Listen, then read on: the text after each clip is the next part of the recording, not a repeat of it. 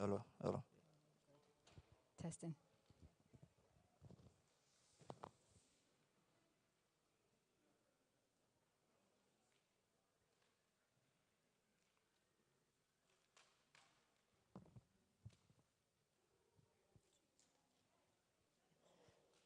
Can we please have our seats? Can we please have our seats? Can we all sit down, please?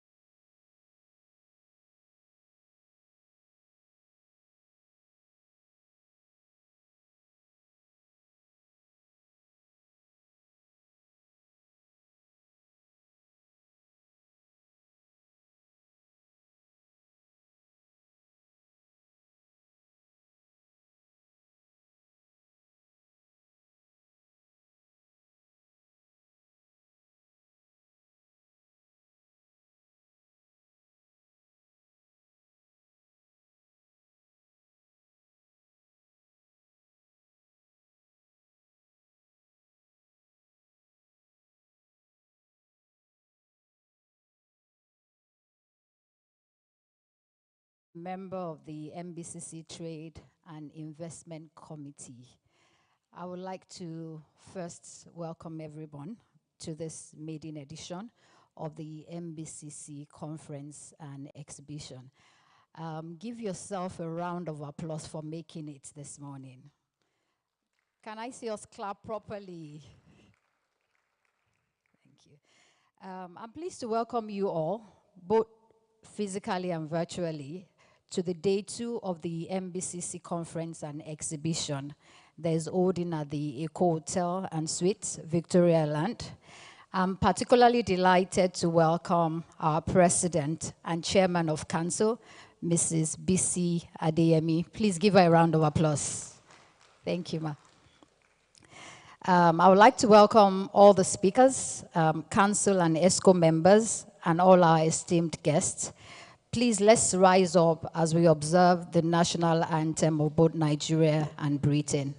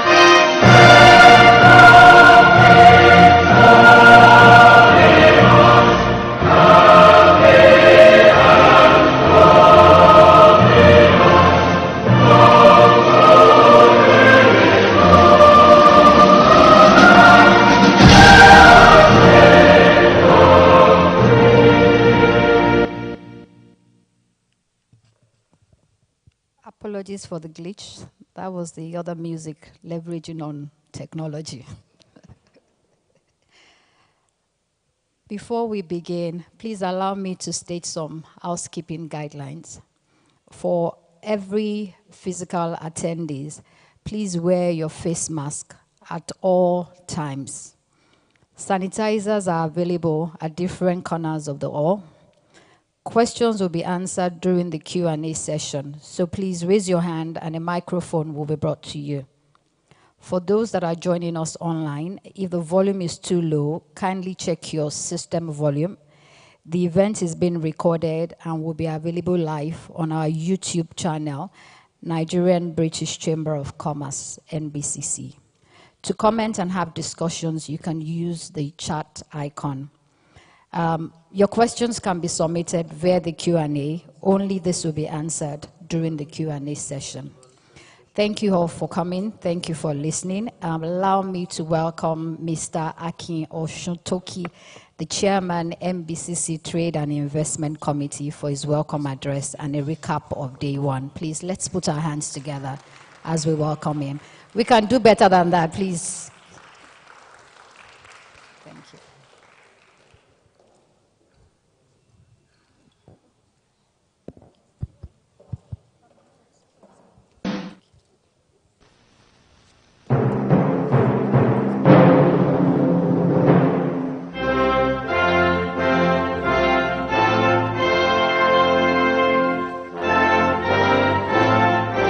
Good morning, everyone.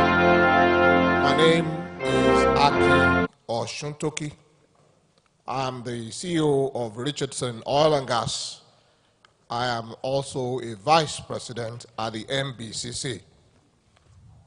Once again, I welcome everyone.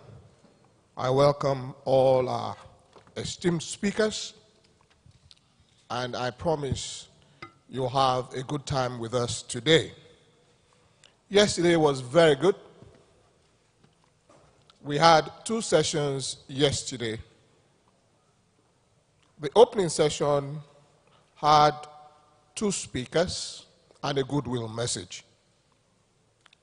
Mr. Olukayode Ekpito, the MD of the Bank of Industry, was represented by Mr. Simon Araronu, Executive Director, Large Enterprises. He addressed us around the theme of this conference, which is fast-tracking productivity, leveraging on technology. His speech was centered around fast-tracking productivity, the role of Bank of Industry. We had a great opportunity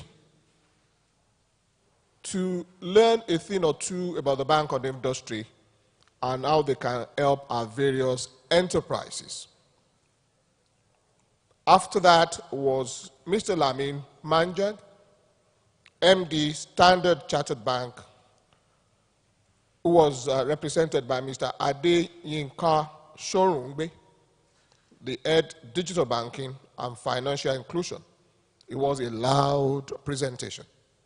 He spoke about digital banking, creating opportunities. Every speaker centered on the fact that we are almost out of COVID and it's time to do a lot more in our various organizations. We had a goodwill message from our platinum sponsor, Shell Nigeria Gas, that was delivered by Mr. Ed Ubang. Thereafter, the exhibition was declared open, and it was a great time going through the booths. After the session, we will also go back to the exhibition hall so that we can have a feel of what's going on there. The afternoon session was very lively. We had the serial entrepreneur, Mr. Leo Stan Eke, and he did a very good job sharing experiences. His session was centered around confronting business challenges and staying ahead. Who else can talk to you about confronting business challenges other than a man who's done so well putting Nigeria on the world map and, in fact, employing several Nigerians in several of his organizations. So it was a good one. Thereafter, we had another paper from First Bank, Dr. Adeshola Adedunton, and his talk centered on the power of technology in business development. So we rounded up yesterday and went back to the hall. I assure you that today will even be louder and more interesting. Our speakers are here.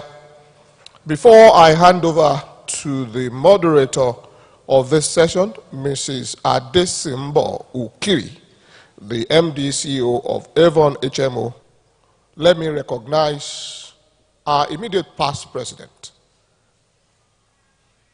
Mr. Kayode Falowo. Please put your hands together. We thank you very much for joining us. I also like to recognize one of our vice presidents, Mr. Sheyi Adeyemi. Let's put our hands together. Madam President and Chairman of Council, you are in good company this morning. We thank you for gracing this occasion. It's your day anyway, so thank you once again. May I call on Mrs. Adesimbo Okiri, who is going to moderate this session. Let's put our hands together for Mrs. Okiri. Let's keep clapping as she comes. Let's keep clapping. Let's keep clapping. Mrs. Okiri, bonjour.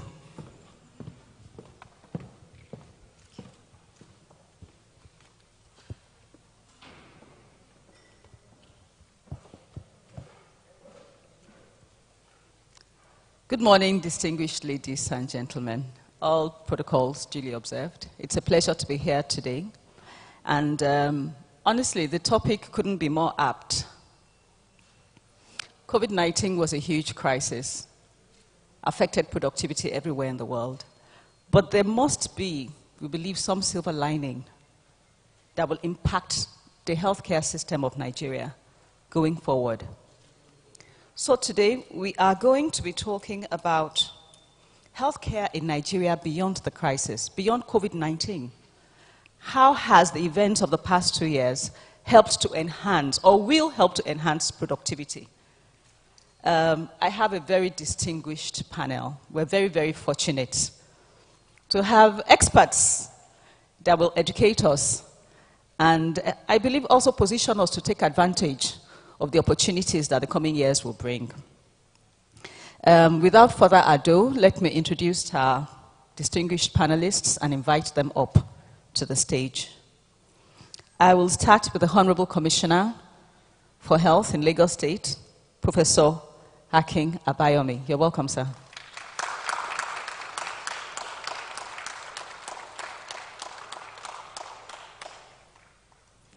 Joining us virtually, we have Dr. Ifedayo Adetifa, who is the Director General of the NCDC, that's a tongue twister, the Nigeria Center for Disease Control. Dr. Adetifa, you're most welcome. I believe he is being dialed in. He can't be with us physically, so he's joining us virtually. We also have here Dr. Adeyemi Johnson. He's the MD CEO of First Cardiology Hospital here in Lagos. You're most welcome, sir.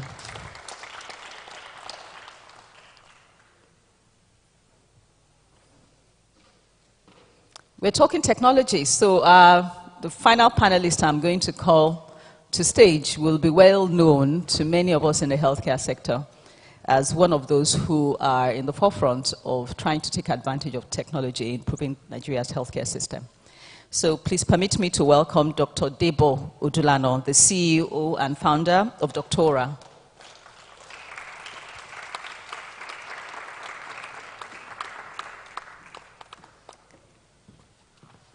I would like to confirm whether Dr. Adetiba is now online. He's not yet online. Okay, so I'll just continue.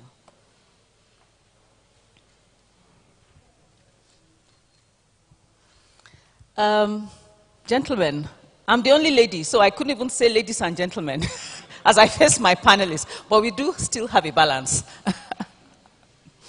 COVID-19 was indeed a global crisis.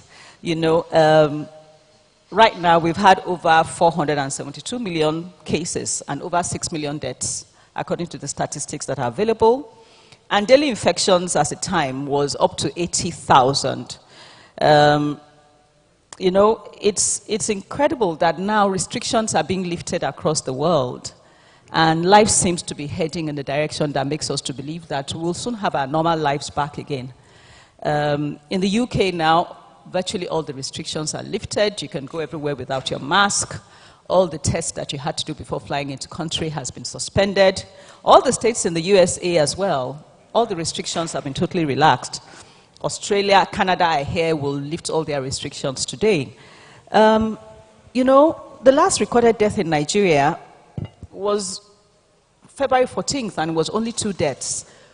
So is the crisis over, is the first question I would like to ask.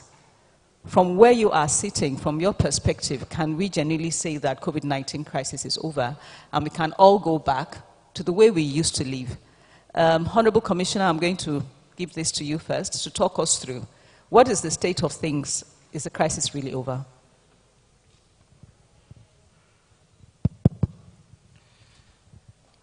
So I think a crisis, by definition, is an event that happens of a significant magnitude for which you're not prepared.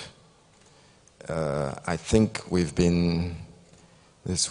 had 4 waves in Nigeria, and some countries are experiencing a 5th wave now.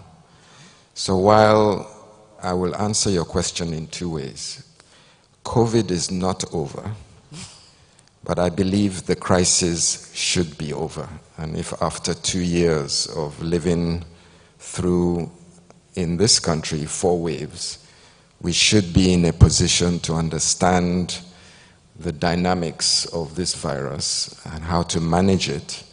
And most importantly, as government, our role is to ensure that we balance the public health response with maintaining the economy of the state and of the nation. Now, if there are any virologists around or immunologists, you will want to go into the science of pandemics a little bit to understand in simple English what the virus is always trying to do. The virus is looking for opportunity all the time, and it will search around and look for a community that is unprepared, either in terms of its public health response or in terms of boosting the immunity of its population. And when it finds a population like that, it will circulate within that population, and the virus, as it moves from one person to the other, is never the same. It always changes its structure. It's always adapting. It's always looking for opportunity to continue living and to continue to do what it knows best, which is to infect people and cause damage. So I think for Nigeria, we have to be a little bit concerned that we are less than 5% vaccinated. The countries that you're referring to are, if not 100%, close to 100%. Some are even over 100% vaccinated with boosters. Some are even going into double boosters. We have less than 5% of our population unvaccinated.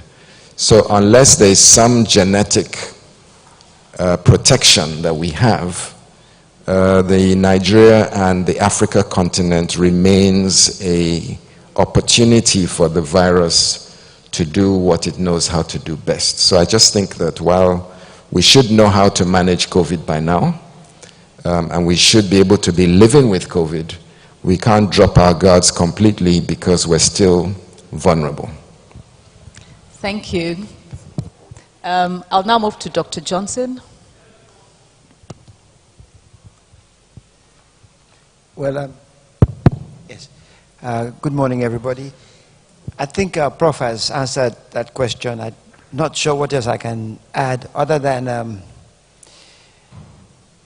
I would like to know why COVID didn't. I'm going to ask my own question now. I'd like to ask Prof, why do you think, with our low vaccination rates and everything else we've done, why are we not hit as hard as the rest of the world?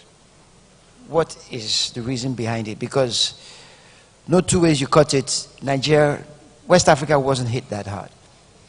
So that might help us address what we're going to do in the future.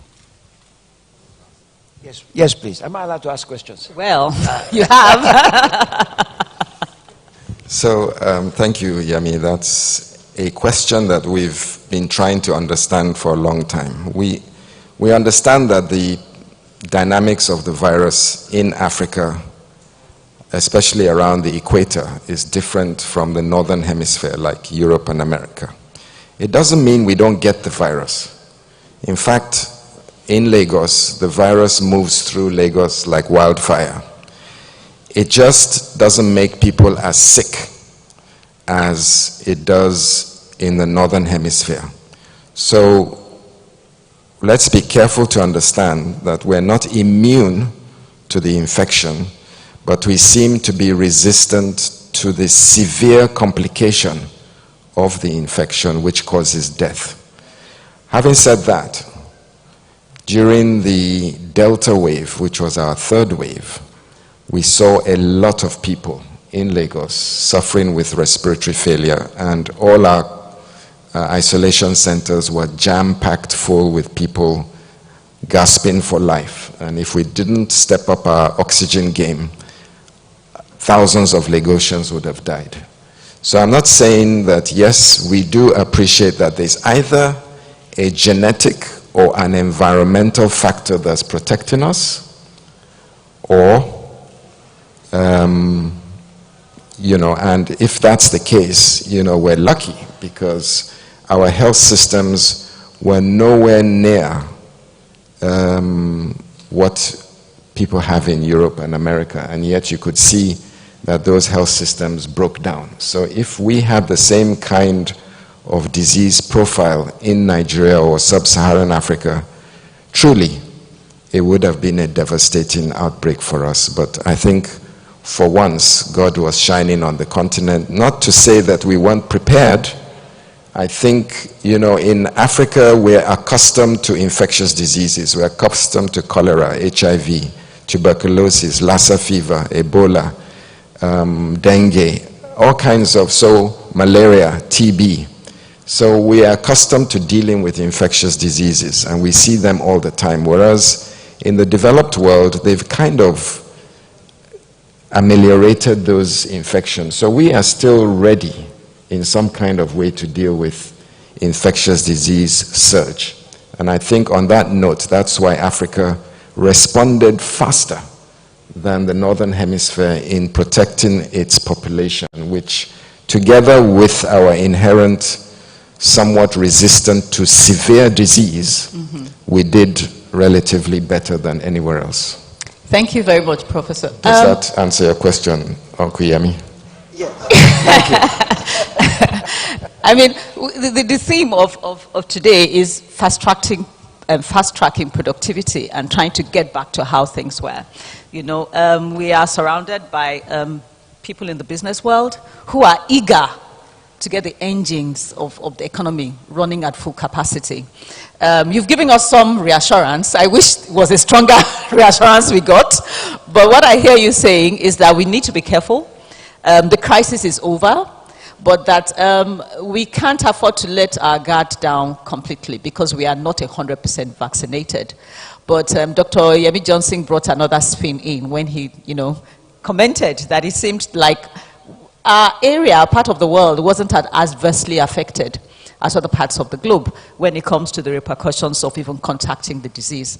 But very well spoken. Let me move to Debo and ask him what is his own take on this. I think for one, I just have to agree with my seniors in the space. The real thing that is important for us is just adapting the behavior that will protect us. If we do not start to uphold the sort of behavioral trends that helped us to keep the infection rates low, we might be in for another wave and another set of, should I say, crisis-like situation. We still need to keep masking up, hands washing, and, you know, crowd control as high as we can. We're seeing this new trend, the fifth wave, in places like Hong Kong, places like China, and it begs to wonder, like, if there's another mutation, although I think it is, from the first wave, we've started to see milder cases. But in private practice, for example, I'm starting to see a lot of people, quite infrequently, that would come with an atypical infection, and they still wouldn't want to do the COVID test. Obviously, for some reasons, it might be maybe due to cost, but quite a lot of people will just want to shrug it off and confirm themselves that it's malaria, or our normal malaria and typhoid. So despite showing them that your malaria tests are negative. So I feel there's still a bit of behavioral change that needs to go into preventing the crisis. But it's good to say that at the position we are now, things are, winding down, and we're able to start business, people are able to return to work. I think that's just the perspective I would like to add. Thank you. We have Dr. Adetifa online. Sorry, I apologize. Dr. Adetifa online now, and he's the Director General of the Nigeria Center for.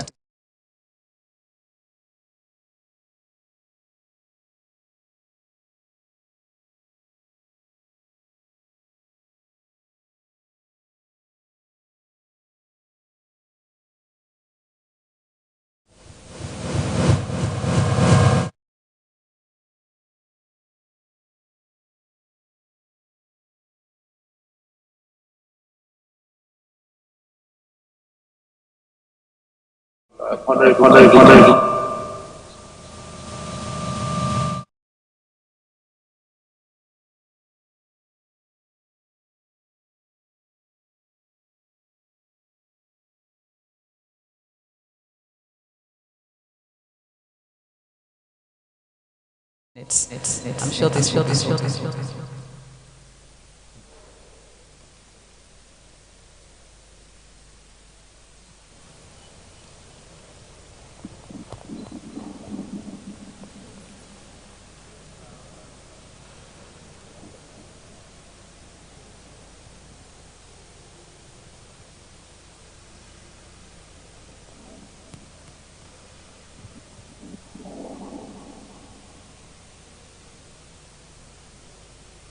Sorry, I can't hear you. Dr. Adetifa cannot hear me.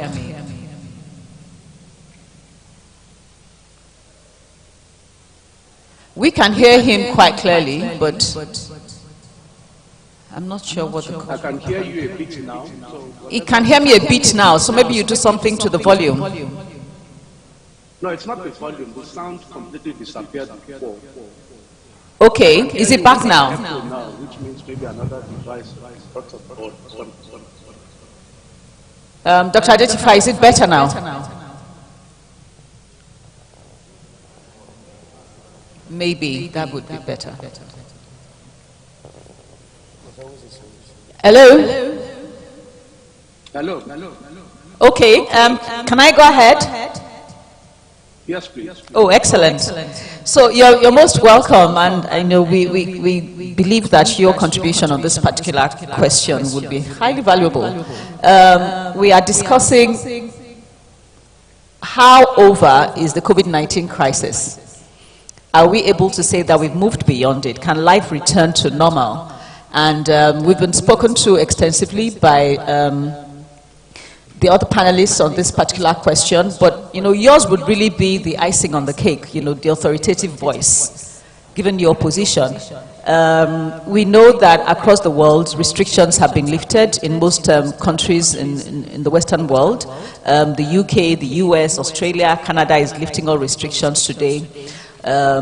Every sector of the economy in Nigeria is also very eager to get their engines running again, and everyone operating at full capacity, returning to full productivity. So can we say the crisis is over? Can we say that we've moved beyond this? There was a new variant, I believe, discovered in the US. Was it called the B2 or B? I can't remember what. BA.2, Omicron variant. But all these other newer variants seem to have far less effect on people's health. Can we say the crisis is over? Can we return back to our normal lives? Thank you very much.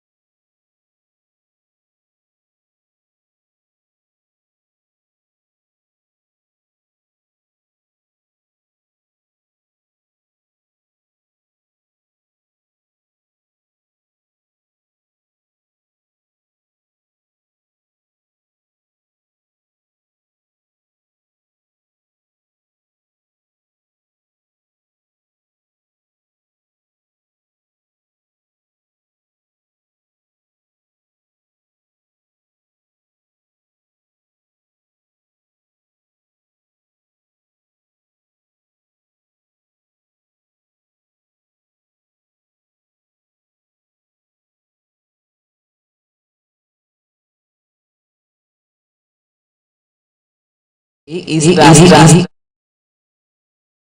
business.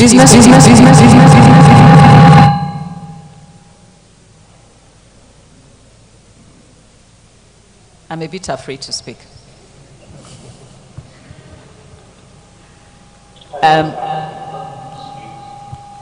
Okay, I think it's better. There's still an echo. If you can make this echo disappear, it would be very helpful.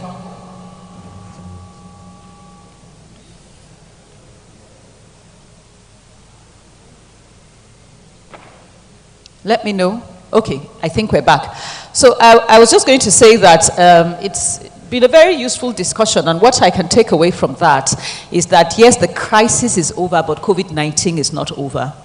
What I also hear is that as a government, there is an acknowledgement that business has to get back to some semblance of normalcy, and that we are all in the same boat in trying to move productivity forward. But of course, the medical experts are urging that we do so with caution. Let me move on to the next question, which has to do with how, in any way, has COVID-19, the crisis, affected the healthcare behavior of Nigerians, from your perspective, for good? During the crisis, it was just also mentioned by Dr. Adeshifa that, you know, most of the people that took the worst brunt of the diseases were people who had existing comorbidities. Many of them were not even aware they had hypertension, diabetes, etc., which further complicated their own situation when they contacted the COVID illness.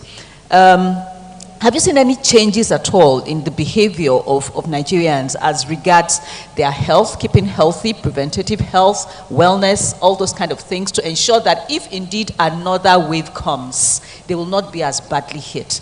Are you seeing an uptick in services centered around that? And then just generally also the kind of behavioral changes that will lead to us being able to be more resilient with this, you know, virus or any other virus that comes up again and attacks population en masse. You know, has there been any changes in the way Nigerians behave towards their health that can lead us to believe that we are stronger and able to resist any further infection waves of this kind in the future? I'll start with Prof once again.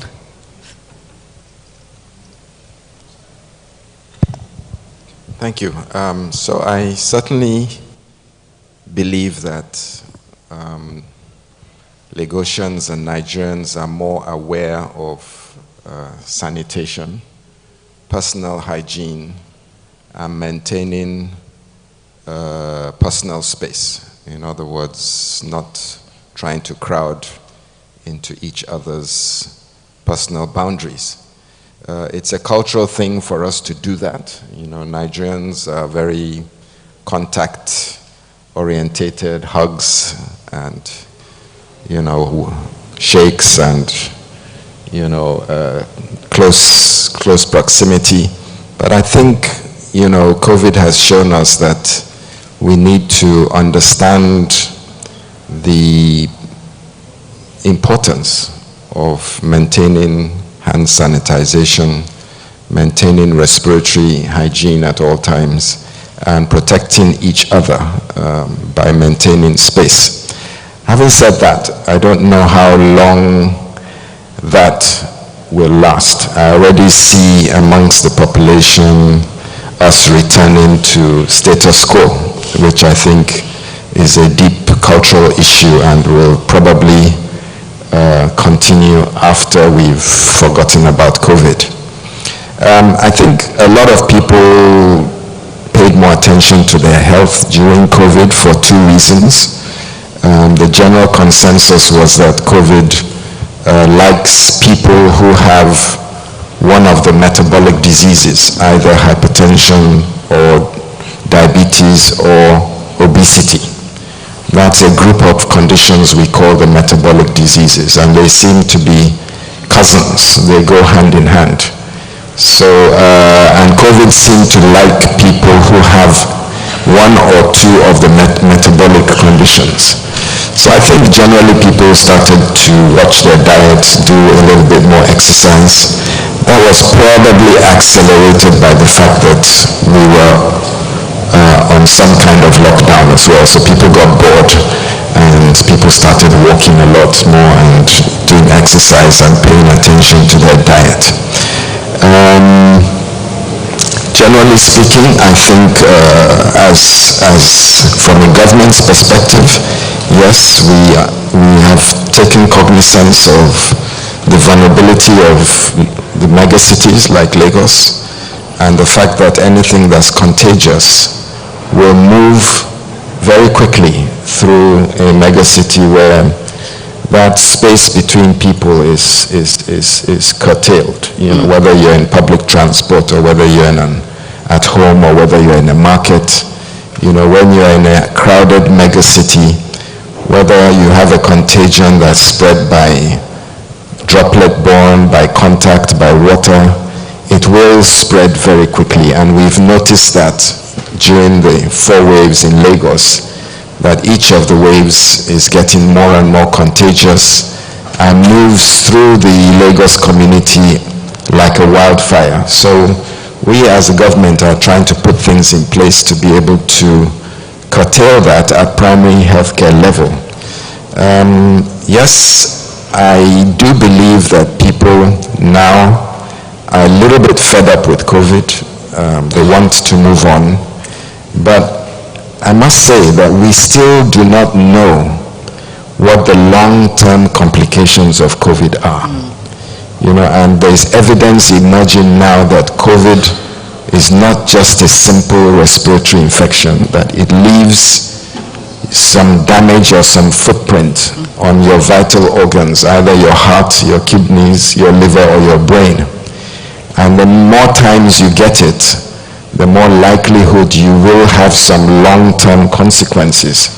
It may be subclinical now, but we don't know because it's just a matter of time before we can observe that people, especially people who've had moderate to severe disease, the data and the statistics coming out of patient study groups suggests that they're more likely to have a shortened lifespan by virtue of the severe damage that has occurred during the infection. So for someone like me who's had COVID multiple times, you know, it's concerning. You know, I don't know what the long-term implications are. Sure. So I would caution to Nigerians that don't think that because it's a mild infection that lasts 7 days and like malaria and it's over and done with, that you're out of danger. Yeah. It would be wise for you to avoid being infected again by whatever variant emerges. Thank you very much, Professor. You always sound a word of caution. As much as some of us want to be quite bullish about returning to normalcy, listening to you speak just makes us temper it down just a little bit more. And that's exactly why you're here. I'm going to move on to Dr. John Singh now. From a private practice perspective, in what ways would you say the COVID-19 has impacted the healthcare behavior of Nigerians? I mean, I'm CEO of Avon HMO, we're a health insurance, health management company. We have a stronger uptake now on the retail plans. So a stronger uptake on retail plans. So people are more conscious of the need to have a health plan that helps them to have access, even if they don't have financial access immediately. Has that in any way reflected on the patients you are seeing? The more consciousness of, like Prof said, the avoidance of or the better management of chronic disease conditions, for instance, is something that we see featuring very strongly. And do you also foresee that in future the kind of warnings that Prof has given us are likely to be adhered to by your patients? The kind of caution, maybe not warnings, caution. Okay, let me break this down. I think it depends on the kind of hospital or healthcare system you work in. That's going to tell you the differences in the patient's behavior. In my specialty, it's mostly tertiary, secondary healthcare. And it has had sort of the opposite effect you would want it to have. First, a lot of people did not come to the hospital because of COVID. They were scared of going to hospitals. So they neglected the other diseases like diabetes, hypertension, heart disease. They just were too scared to come to hospital. Even to go to the pharmacy to renew their prescriptions. A lot of people just stayed at home. I have a very close in-law who didn't come to hospital for 2 years, came in with a blood glucose of over 800. And she just didn't feel fine. And she called me, said, please. I said, okay, come to the hospital. She said, no, I'm not coming, no. I don't want to catch COVID. So I said, Auntie, just come, don't worry. Anyway, so things like that have been happening. People are afraid of coming to hospital. Now, the other part I've also seen is the average weight gain in a lot of my patients during the lockdown was about 8 to 10 kilos. Wow. So, Prof said people exercise and go, but it's not that many. A lot of them just stayed at home with Netflix and popcorn and, you know, groundnuts and all those things. By the way, as an aside, those of you who might have high blood pressure, groundnuts are loaded with salt. So I just found this out recently, that a lot of patients take a lot of groundnuts and don't realize they're loaded with salt. So they were coming in with blood pressures of 200 and things like that. So that's one aspect of it. But yes, those who come in for primary care, we don't do much of primary care. They come in more frequently. Okay. They're afraid. I remember in Lagos we had Ebola. Yeah. And everybody's behavior changed because Ebola didn't play. If you got Ebola, you'd most likely die. So people were scared of Ebola. So for a while, our behaviors changed. Nobody was shaking anybody, nothing like that. COVID is a bit different. People have survived COVID. Some of them have had COVID 5 times. I live with an anti-vaxxer who has refused to get vaccinated. So, you know, there are these different personalities that you come across. I don't think you can say there's a general trend one way or the other. It depends on what level of society you look at or what set of people. But we deal with tertiary care, and a lot of our patients didn't come for follow-up and then came back sick. Now, as far as complications of COVID go, we have started to see people with lung disease and heart disease that somewhat didn't happen before COVID. People who don't smoke, getting bad COPD, people coming in with heart failure, no other reason for the heart failure other than COVID. They tell you they had COVID a year ago. So yes, I don't think it's benign. I've had COVID, and I remember because we were a COVID hospital at the time, and our prayer, all of us doctors looking after COVID, was let's just get it small and let it not kill us, and then we'll be immune for life. Only to find out that it wasn't going to be like that. I'll stop there for now. Thank you, Dr. Johnson. I'm going to move on to, I call him Debo, I call him Dr. Odulano, but forgive me, he's my brother, right? I'm going to move on to you now, and perhaps you give us your own perspective. I mean, from what I've heard from both Prof as well as Dr. Johnson saying, it's a mixed bag. There are behaviors that, you know, Nigerians started that are positive behaviors that should serve us well going into the future. But Dr. Johnson has also shared that there's some behavior that Nigerians started, including fear of coming to hospitals, that is not, you know, it's not a positive thing at all. What we would like to see, obviously, are behaviors that helps to make us as a population more resilient. And how can we make these behavioral changes that are positive, how can we make them a bit more permanent? And how can we ensure that, you know, as COVID begins to, you know, gradually phase itself out, the great behaviors that are positive for population health continue to stay with us within the society? Thank you very much for that question. I just want to start off by just commenting on the previous two statements. We've been more on the primary healthcare and secondary healthcare side of things, and obviously with COVID, those people who refused to go to the hospital started contacting us for either telemedicine or home-based care. So we saw an uptick of should I say, health consciousness. The awareness was also increased. However, on the informal sector side, where most of our business is, it just seemed like COVID did not exist to the majority of the people in that sector. You go into the markets and you see people just doing their thing the regular way.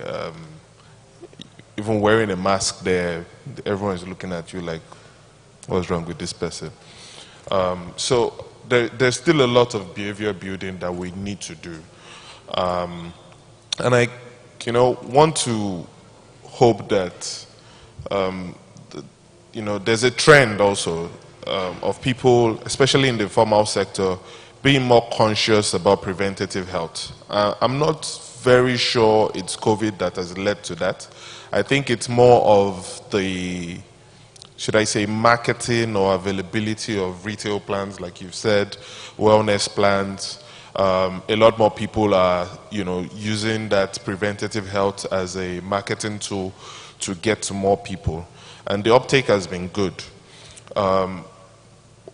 What might incentivize them to keep the behavior might be the continuous sort of prodding using data.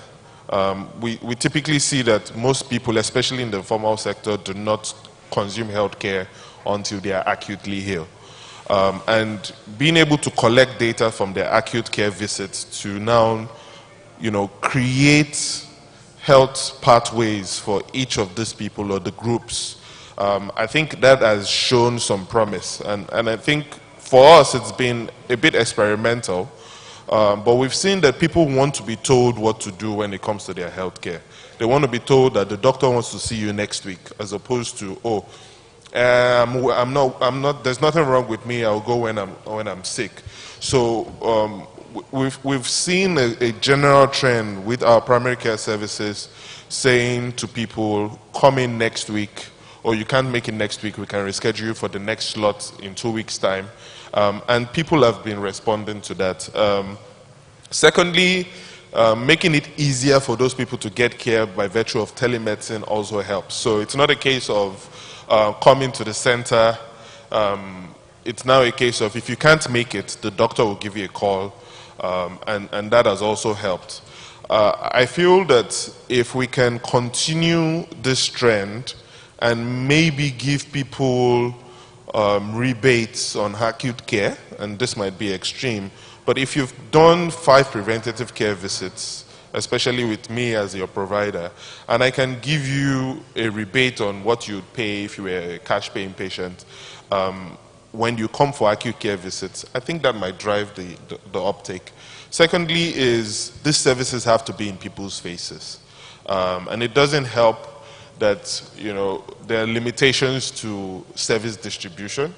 There are also limitations mostly posed by cost to how people can consume services.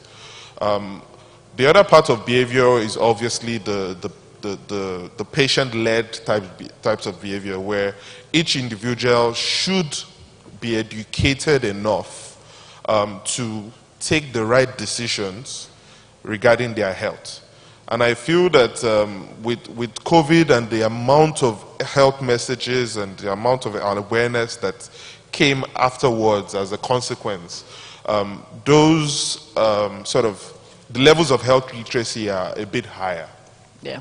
And it's now a case of, do we capitalize on this and turn that increase in health literacy to actually to an actual increase in consumption of services, especially the preventative care services. If we can do that, then I think there's a lot of hope. Yeah, thank you very much. I think all the panelists are kind of moving in the same direction on this one.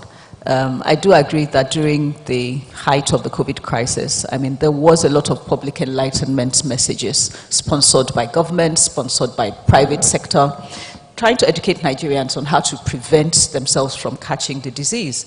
And I think the message here is for those public enlightenment messages not to really ever stop, because behavioral changes all the ones that we have discussed that are positive, would do us a lot of good if those changes continued and if those changes became a way of life for us. I understand, of course, what Prof said about our culture and the Nigerian need to hug and be hugged and to touch and backslap and do all this kind of private space invasion every time we're engaging with ourselves or talking with ourselves. But I think a message for us to take away is that the enlightenment messages should continue after this COVID phase is over, because that would help us with our population health in subsequent years. The next question I have, it builds on any behavioral changes that has been brought about by COVID. Is there a silver lining in the fact that COVID-19 struck for the Nigerian healthcare system? It could be argued that, as tragic as COVID-19 was, and as painful as the loss was for us as a country, for the people who passed, did it lead to really more favorable policies for the healthcare system? Did it lead to higher levels of investments? Did it have a silver lining at all that we can all hope on and that we can look to the look to the future with and say, look, at least we got that, at least it's made us better prepared? Do you see anything at all? I'm going to start with you, Dr. Johnson. You're in the private sector here. So do you see anything at all that came out of this COVID that improved Nigeria's healthcare system? I was waiting for Prof then. Okay. So now to be on my own. Well, yes, good and bad. But a lot of good. Now, for me, in my own practice, we do cardiology. During COVID, all the VIPs and the rich people who used to go abroad for healthcare couldn't go abroad. So they were stuck with people like us. And I think, not just me, but a lot of other specialties, they were pleasantly surprised that services did exist. And that's the one thing I want to emphasize. Healthcare in Nigeria is not as bad as the reputation it has. It is actually a lot better. I can tell you that over the past 15 years, 10, 15 years, healthcare has improved dramatically. We do knee transplants, hip transplants, open heart surgery, kidney transplants. These things were not available 10 years ago. They're all available in Nigeria and done at high quality. So a lot of people found out that these services did exist. So it helped the private industry quite a bit. In fact, I'm sure it helped the teaching hospitals as well. So people were more aware of the services. And the other thing I found out is that there is a lot of money coming into healthcare now. A lot of foreign money coming into healthcare. I think they've run out of choices in the developed world. So they're looking to see Nigeria's 200 million population and see big opportunities. So there is a lot of foreign investment, big money coming into Nigeria. Even me, people offered me loans that when I came back to Nigeria, I begged for, was it 10 million naira loan? Nobody gave me a loan, no bank. Nobody, they wanted collateral. I said all my collateral is in the US. They didn't care. I just managed it myself. But now people are offering you loans that you can't pay back. So there's money being given to healthcare, and that is a very good trend. So we're going to be able to build the infrastructure for healthcare, new machines and all the toys we play with. But there's one part that has gone the wrong way. Yeah. It's this exodus of professionals. Now that's not a fault of COVID, but COVID sped it up, I think. And I must admit, I left myself when I was a doctor. I was one of those who left, but it wasn't as bad as it is now. Now everybody is going. It is going to be very difficult to sort that problem out. And this is going to require a lot of things, including government. I think this is going to require the government leading the way. We've got to find the healthcare system cannot be excised from the economy. No. If the country is going backwards, the healthcare system can't go on its own.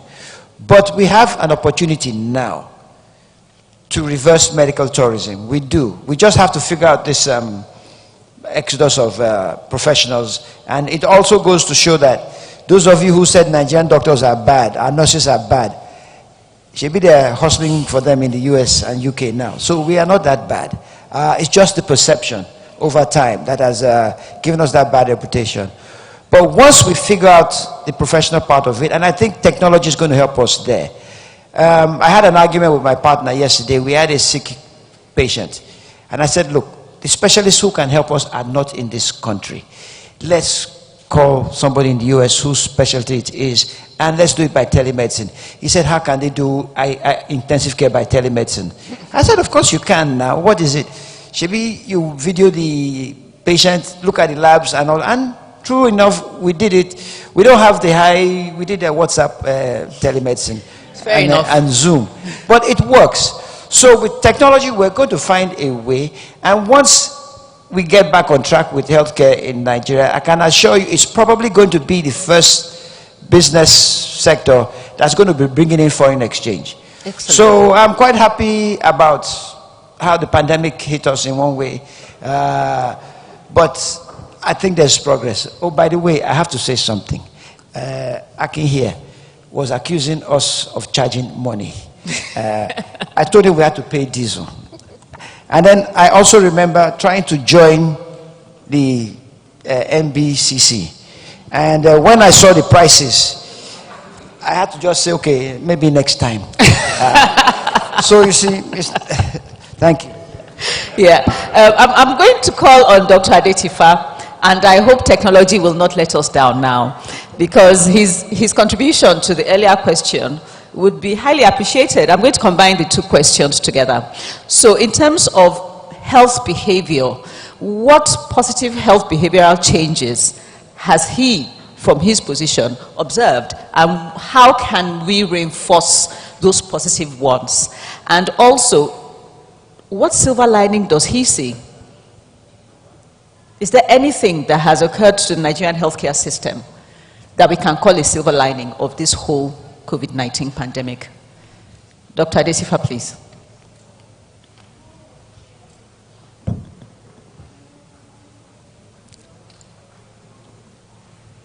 Is the link working?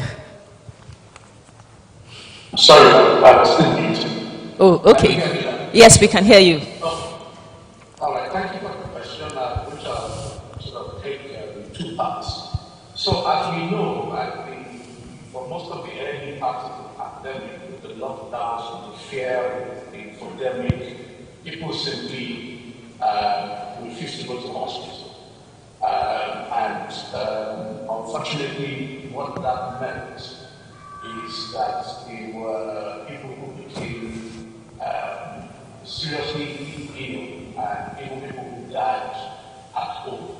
So, unfortunately, given the weaknesses in our vital restriction system and the like, we actually have not been able to get a sense of what the associated excess mortality has been as a consequence of the pandemic. And I'm talking about not the people who died directly from COVID, but people who died as a consequence of either limited access to the healthcare system, or even the fact that the healthcare system, both financial and human resources, were diverted to the pandemic response.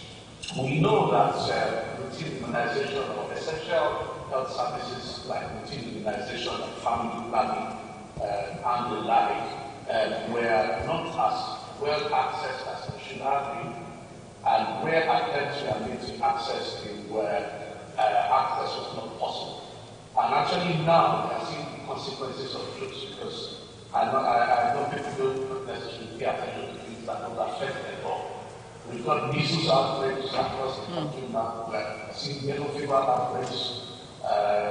Some of this will be concentrated in one part of the country, but actually as a whole we are failing because all of the previous attempts we had, the efforts we had to close these gaps were disrupted by COVID, and now we are seeing the consequences of not being able to continue those actions, and now having to respond as states or as federal government, which is more expensive.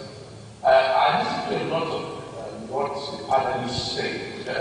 And I just thought I needed to remind us that, I mean, this event is organized by a healthcare management organization, and most people work in the private sector. We need to be careful of the elite trap. Majority of Nigerians do not have the experience that has been described. Okay, so as much as people were sensitized and took on a lot of the important things with respect to their behavior in relation to health, I think the continued challenge of access to healthcare in well-functioning primary healthcare centers, or indeed the concept of universal healthcare, which is people being able to access healthcare without thinking about having to pay, has continued to be a challenge for the majority of Nigerians who are not as well off as a lot of people are able to access the private healthcare sector, and therefore they've not benefited as fully from some of the opportunities that they are leveraged in terms of healthcare delivery in the private sector. So the telehealth and the like. But having said that, I think the lesson going forward is the pandemic exposed and very cruel a lot of the weaknesses in the health system. And the first step to assuring our health security and even assuring that we have a resilient health system is to ensure that our primary healthcare system works. And I'm pleased that this week there's going to be a primary healthcare conference that will highlight government's renewed prioritization, renewed commitment, renewed investment in primary healthcare as we continue on the journey towards ensuring that there's universal healthcare.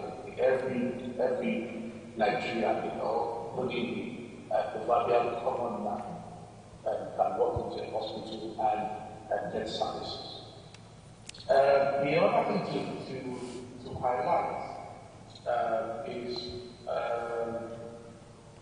that post-COVID, if we say we are entering what I like to describe as a consolidation phase, technology, of course, has been leveraged in terms of digitization and surveillance.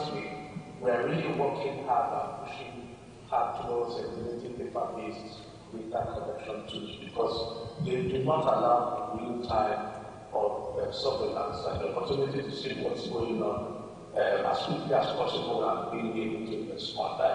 And COVID has allowed us, has highlighted the importance of digital surveillance, and there are now investments to ensure that we go beyond the rollouts that has happened in all the states and local governments to ensure that we are taking rollouts all of the health facilities to the extent that it is possible. COVID highlighted the plans in our laboratory systems. So we have there's been a lot of investment, both public and private, in molecular biology labs. I think what pleases me the most is that they now represent platforms on which we can build to expand the frontiers for molecular diagnosis, both in the public and private sector, and for beyond COVID, for other diseases, both communicable and otherwise. But the basic technologies there, we need them to be maintained, and then we can build on them going forward. Another point to make is we now have a network of sort of emergency operation centers, that provide an opportunity now, or provide a platform now in almost every state for all of the multi-sectorial response to any outbreak or any public health of diseases of public health importance or any other public health emergency to be managed. And that is all of these gains were accelerated as a result of the weaknesses that were made immediately obvious by the pandemic. And our expectation is that as we keep those running and continue to invest in them, it means that we will be able to do better. Should there be another public health emergency or another outbreak that requires response. I think Yeah. I will stop there. Yes, indeed. Comment in response to the benefits or the positive gains from the pandemic. Thank you. Thank you very much, Dr. Adetifa. And, you know, it's quite reassuring to, you know, to note that yourself as well as Dr. Johnson were able to highlight some positive outcomes, you know, as a result of the tragedy that COVID-19 was. I'm going to yield the floor to Professor in a minute, but I just thought to speak on 2 points. The first is the difference that you alluded to, Dr. Adetifa, between the what I would call private sector participation in healthcare and the experience at the public sector level. You know, the health plans that the private sector has available has almost been matched on the public sector side by health plans which are being introduced by state governments across the country. So the Nigerians, the average Nigerian's ability to access healthcare has been enhanced. And I believe that COVID-19 also brought out this as a huge gap in our health system. And that is why many state governments have started accelerating their own health insurance schemes for residents in their states. I also believe and aware that the Executive Secretary of the National Health Insurance Scheme, NHIS, Professor Sambo, has really been advocating, and all of us in the industry together with him, for a new bill which will make health insurance compulsory for all Nigerians. You know, like Dr. Adetifa, we are also concerned that the existence of a wide and national pool is what will make healthcare access and universal health coverage a reality. Without it, really, we can't do a lot. Of concern is what you mentioned, Dr. Johnson, about the exodus of healthcare professionals. So on this note, I'm going to yield to Honorable Commissioner to please, if you have a few words on this exodus of healthcare professionals. I mean, on the one hand, we have the huge advantage of further investments pouring into the healthcare system now because of all the gaps that were identified during COVID. What has your experience been in Lagos State? Has this exodus affected Lagos State at all? And is there any hope that we can gain from you? Thank you. So, movement of health professionals is a very interesting phenomenon. There is internal movement, and then there is movement out of the country, on the one hand. So generally speaking, most health professionals that are planning to leave Nigeria will first of all come to Lagos, and then from Lagos spend a bit of time in Lagos. If they don't find what they're looking for, they will leave from Lagos. So it's often surprised me how many unemployed healthcare professionals there are in Lagos. And when we put out an advert to recruit in the public sector, we're inundated with applications. You know, if we want 1,000 new health professionals, we get 30,000 applications. You know, so there isn't a shortage, or there's relatively less of a shortage in Lagos than across, so that doesn't reflect across the country. So I'm not speaking for Nigeria, I'm speaking for Lagos. But then there's the caliber of the professional as well, you know, so one has to bear that in mind also, because, you know, in Lagos we're looking for a higher caliber because of some of the things that Dr. Johnson and Dr. Adetifa spoke about. So from Lagos they leave. So we talk about the push and the pull factor. So what are we doing in Nigeria that's pushing our healthcare professionals to leave? So we must address that. And then there's the pull factor, which is the grass is always greener on the other side, and people think that going to Europe and America or South Africa is a better place to advance their career.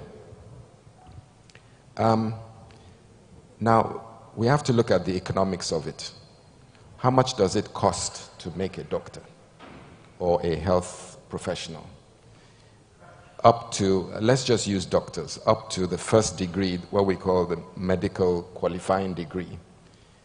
It's actually very cheap in Nigeria to make a doctor. Compared to America or Europe, it's about 100 times the price, right? Although we're not making that many, the ones that we do make, are poached very quickly, and we lose them, and they go into a much more sophisticated environment, where they then go and acquire very sophisticated skills. They become specialists in all kinds of medical disciplines.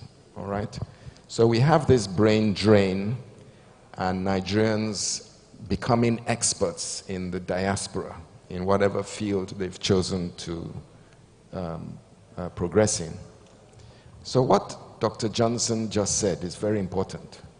What we have to do, and this is a government policy now in Lagos, is to develop specialist centers, right? Not just in the public sector, because the government is responsible for private sector as well, but to also enable the private sector to develop specialist expertise. So wherever we see an entrepreneurial doctor like Dr. Yemi and several others trying to advance the field to develop things that are not normally available here, for which you have to go abroad, we seriously encourage it and we promote it.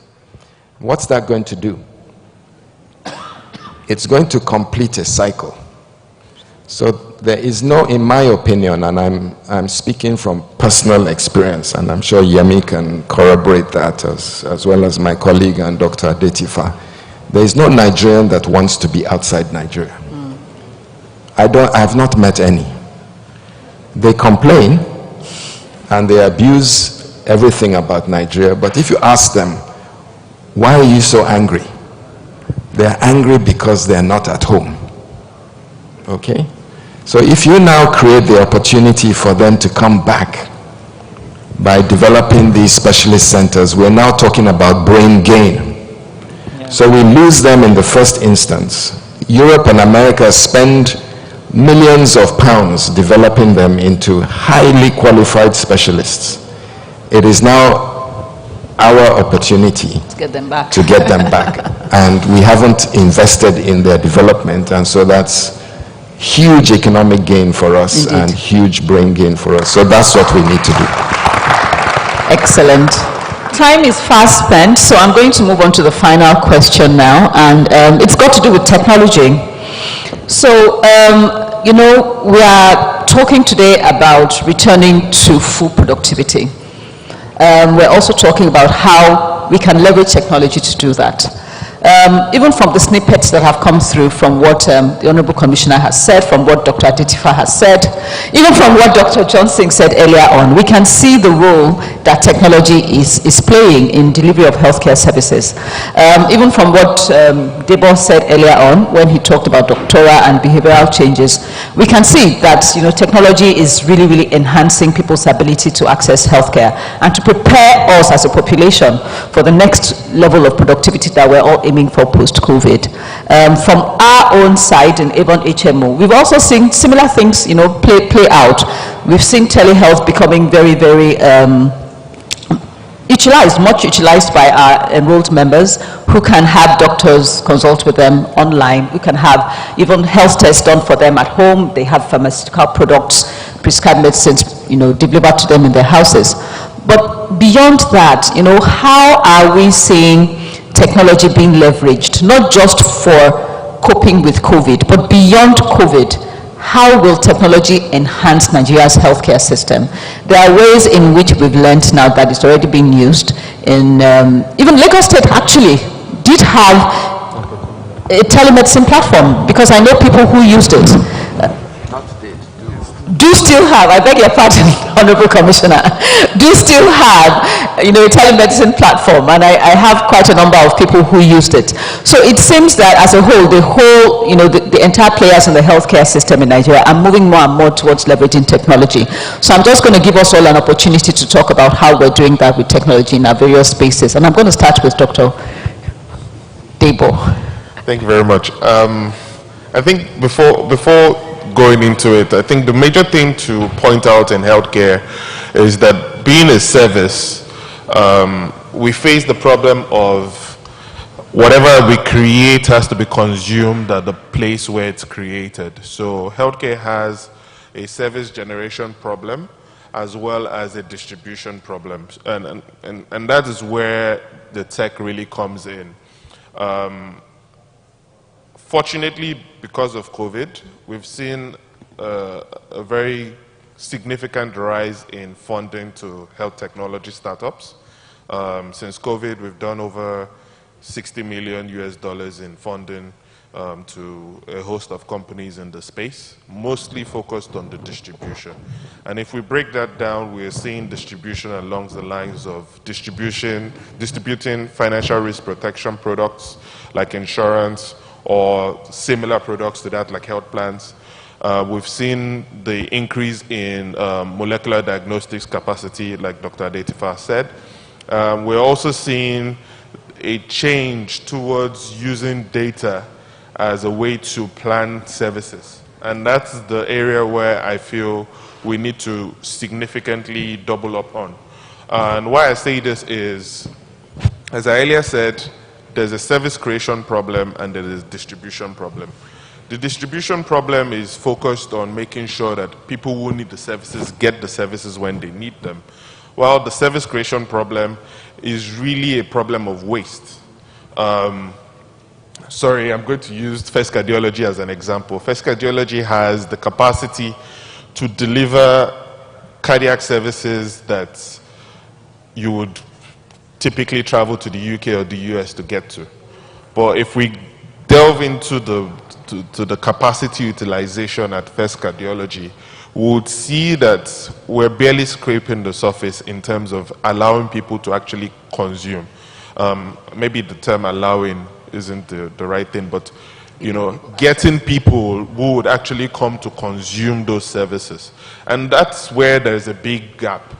And the more health tech companies that can come up to say, this is what the data is saying, this is what people want, these are the prices that they want it for, can we get this amount of capacity at this rate so that we can go and distribute to people and increase the consumption, then we start to see some changes.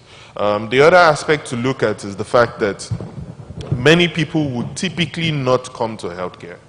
And we need to start looking at ways to overcome this shortage of healthcare professionals by introducing policies that strengthen our tax shifting abilities. We need to take care to people, especially there at the primary healthcare level. We need more,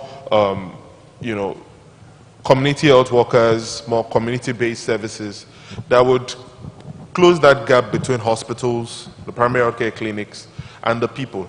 If we don't have community healthcare workers going from house to house, patient to patient, building that trust and collecting that data from them, then it becomes very difficult to plan. Like, how do I know where to situate the next ultrasound scan, or even if you take it to a tertiary care level, how do I know which of the general hospitals that we want to set or earmark as the place for knee transplants? And how knee replacements rather, and use that information to say, okay, these are the number of people with arthritis that we are seeing from the centralized data collection, and X number of these people are eligible for transplants. We need to now create transplant units that would help us, do these replacements as needed.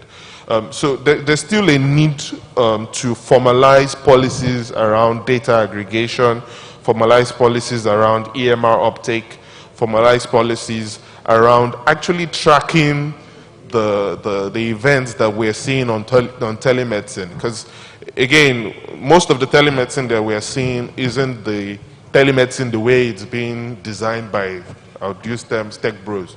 Telemedicine, from my point of view, is create a platform. As the doctor is seeing the patient, they can input the data. But what is happening in reality is that doctors are having to use WhatsApp, they're having to use phone calls, they're having to use Zoom to do these consultations. And in some cases, they're not very close to their EMR where they can input the data from this consultation. So you see a lot of paper documentation, from these encounters that don't directly translate into aggregated data. And without the aggregated data, it's almost impossible to plan. And I'm sure this is something that you'd experience at Avon as well, where we need to be able to forecast how many ultrasound scans are needed by the populations that we are covering next year. How many cervical screenings are needed by these people, such that the purchasing can change. And if we see, I'm very big on the work being done by Lashma in Lagos. And if we see the trends there, they're using that data to make informed decisions. And this is pulling in the likes of the banks to come in to support strategic purchasing. If I know that these are the number of people under Lashma that require dialysis, then we can make an informed decision whether we want to include dialysis under the plans and work with banks to scale up that purchase. Because for me as a provider, if you come to me at the beginning of the year and buy 10,000 slots of any service and pay me up front, even though you get it for cheaper, it already covers a significant amount of my cost for the year. And then I can now start to figure out how to leverage retail to make my ends meet.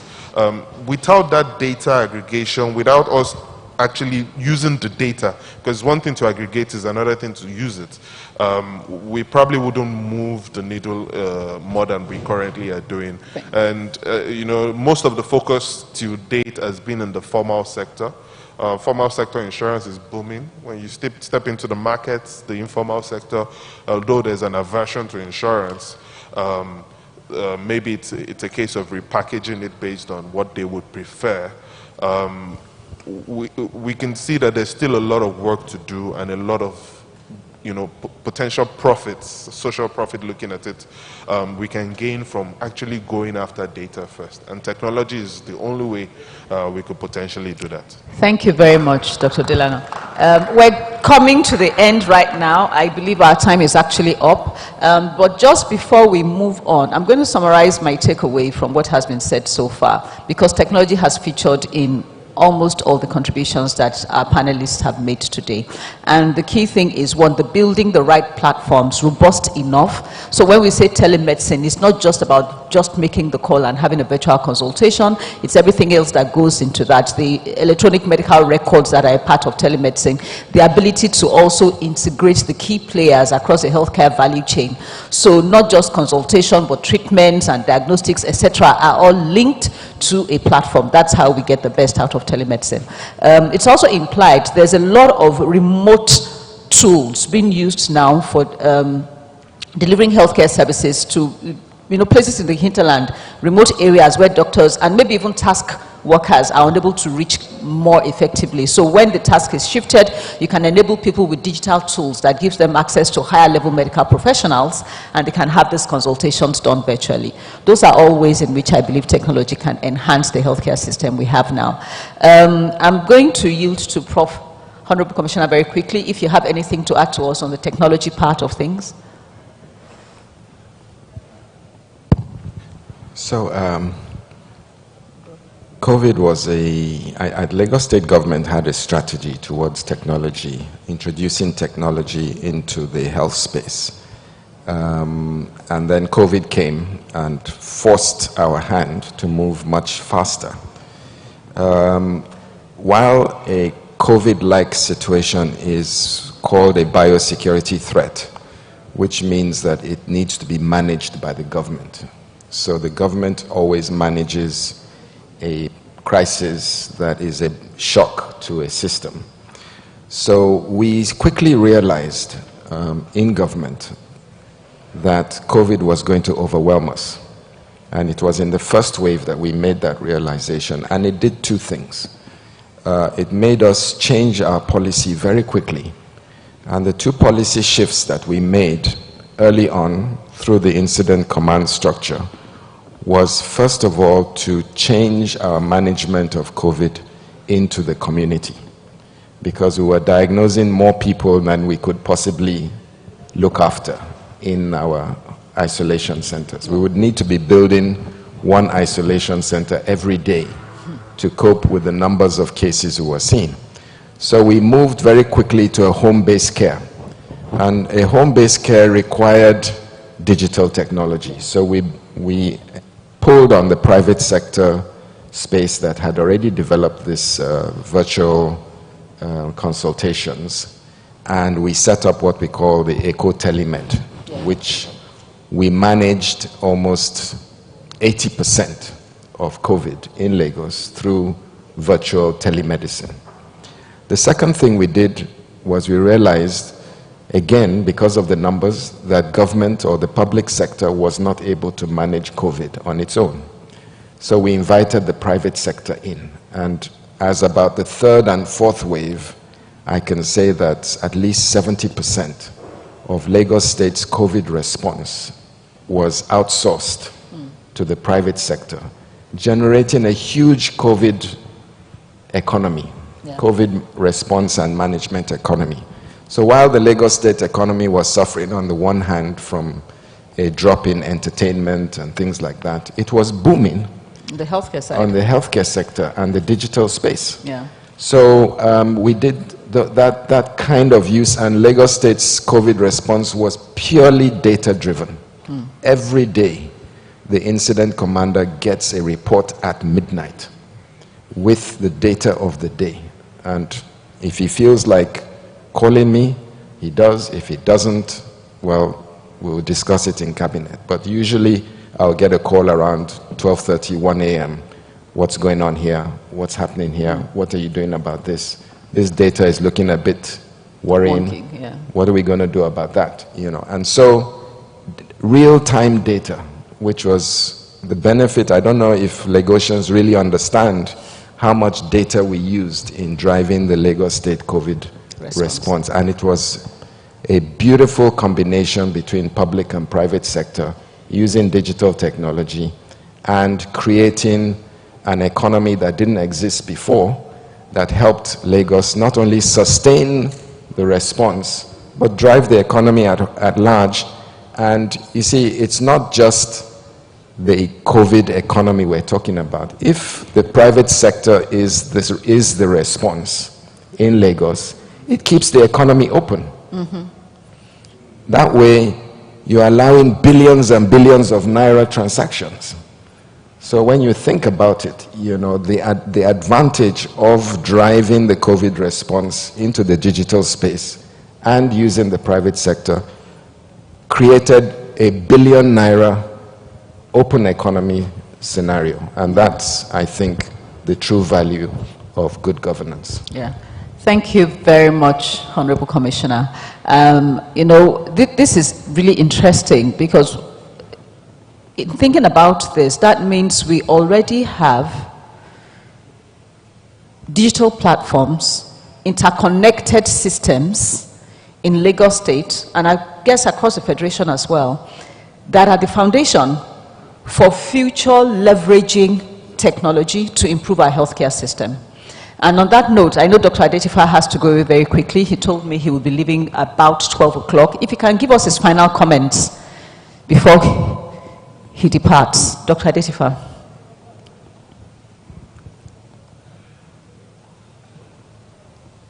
And once Dr. Adetifa's comments comes in, any questions from the public, we'll probably have space to take a couple of questions, and then we will wrap up the session.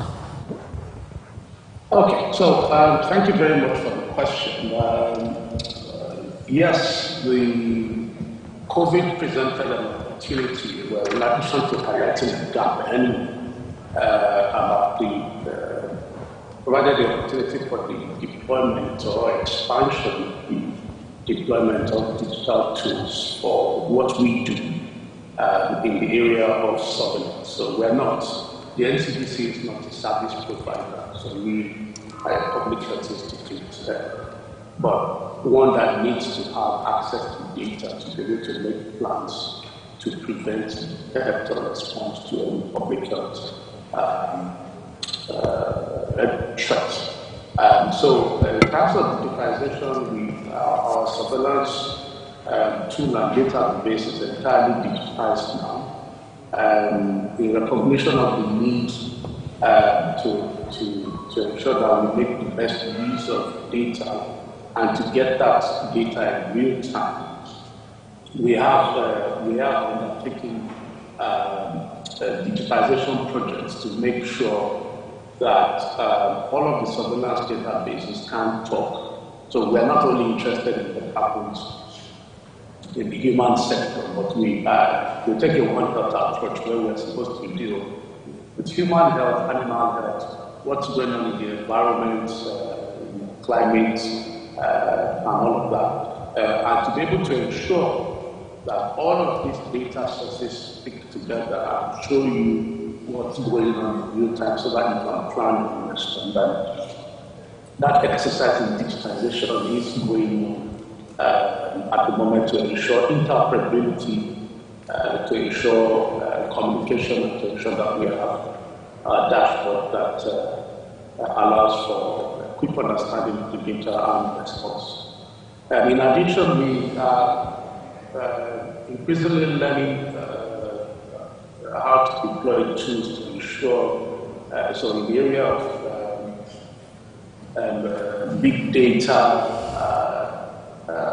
to ensure that we are able to actually forecast disease plan responses, as the case may be. So we are using GIS, map modeling, big data approaches. All of these are both requires statistical methodology and as well all of the associated data technology to put them together. In addition, the other application of the digital tools in our perspective, of course, is in the whole management of the supply chain and logistical management that the honorable commissioners alluded to. And we have to do that, looking across the nation, be able to make assumptions about quantification of essential commodities, about utilization, about deployment and that. These tools have served us very well in this area. Of course, we now know where the gaps are, and working on the improved iterations of these tools to hopefully have deployment, not just at national or state level, but again, the larger efficiency to get all of that done to the facility level so that we have one ecosystem that allows us to do the things that we do with the highest level of efficiency possible.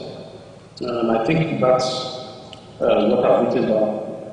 Back to you. Thank you so much, Dr. Adetifa. So final comments now. Dr. Johnson, you're the only one that hasn't really spoken specifically to technology. You gave us a hint when you shared with us your discussion with your partner yesterday and on a case you had where you had to call in other specialists from other parts of the world. But going forward, how do you see technology being leveraged within the private sector, which you represent today? Well, it's simple. Technology is the future. We're not moving anywhere without leveraging on technology. And technology is many things. It's not, there's EMR, there's equipment, there's things like CT scan. Those are all technology. In fact, this brings me to another slightly different area, but it's still in technology. Like we said, we're not going to, healthcare needs funding. All right, first step is insurance being compulsory. All right, so that would be one big step for the funding. Next, equipment. That's technology. Is that okay? It's still technology. Yes, it is. Things like CT scans, MRIs. These things are incredibly expensive. All right. Now, I might have mentioned I went to Turkey last month and saw how they changed their healthcare. And one of the most important things they had was data. Now, data collection is critical. Yeah. All right. So they used data to figure out what they needed to do and where they were weak. But they also make their own CT scans. They make their own MRIs. From the same big companies, GE, Siemens. Those people have factories there that they make them. So they're able to get these things at a much lower price. So what they can buy in Turkey for 10 naira, in Nigeria it will be 10,000 naira. Just because we don't make anything, everything has to be imported and all that. But technology is critical. We, in our own small place, we use EMR. It is critical. Now, EMR is not just that you type into this system. you can get your data. And you know what is going on, and you know what you need to get or what you need to improve. And so, in summary, there's no way forward without leveraging on technology. And unfortunately, people like me, we're already getting old, so we have to rely on the young guys who understand the new technology that's coming around. Thank you. Thank you. Thank you so very much. Is that Dr. Adetifa with a comment? Sorry, just pardon me 1 minute.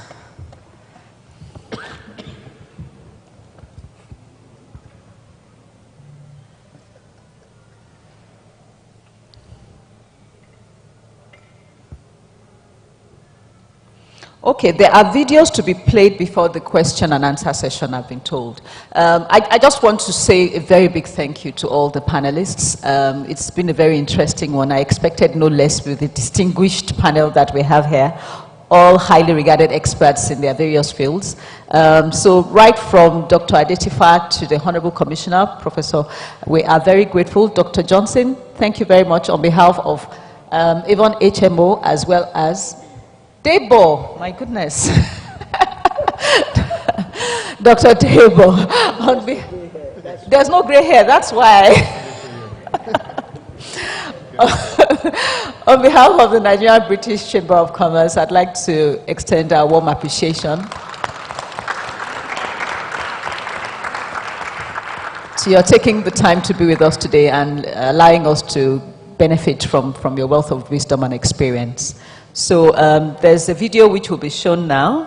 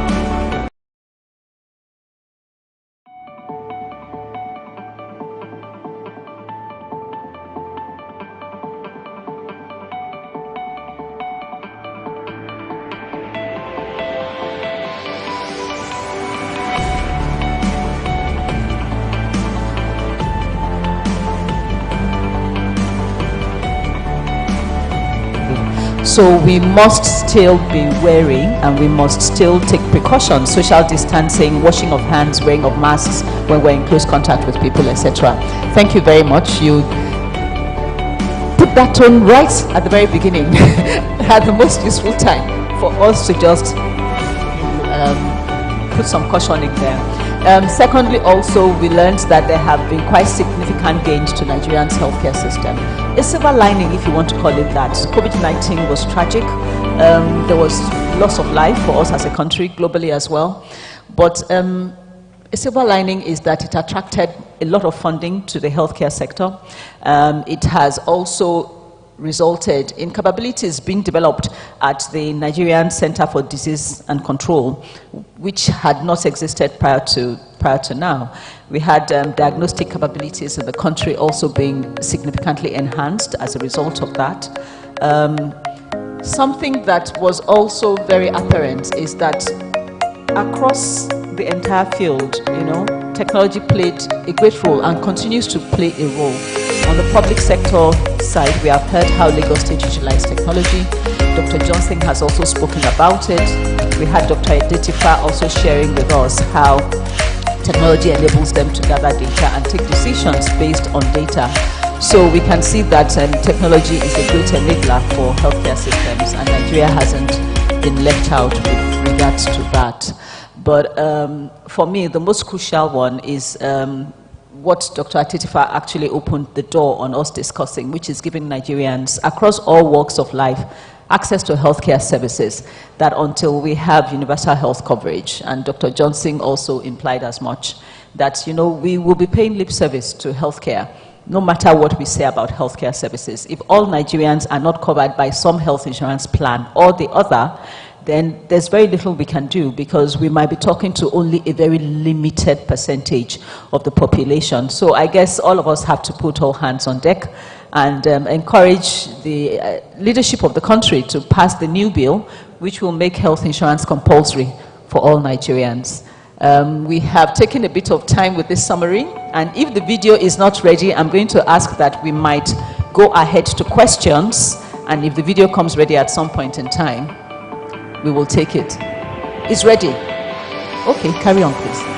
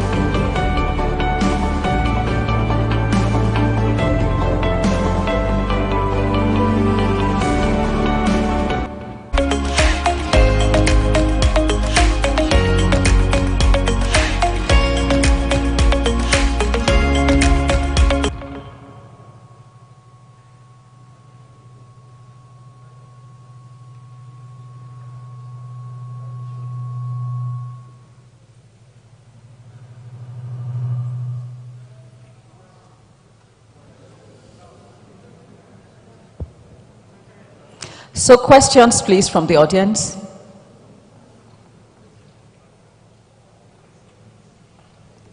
Oh, wow. Okay. Can we have the microphone here, please? Okay. Good afternoon, everyone. My name is Sheyi Adeyemi. My question, actually in two parts. There's been this general concern about the low rate of vaccination, particularly in Nigeria. And these two questions that I have, very short ones, may just answer to the reason. The first one, and any of our experts can help in this, is COVID-19 virus artificial or natural?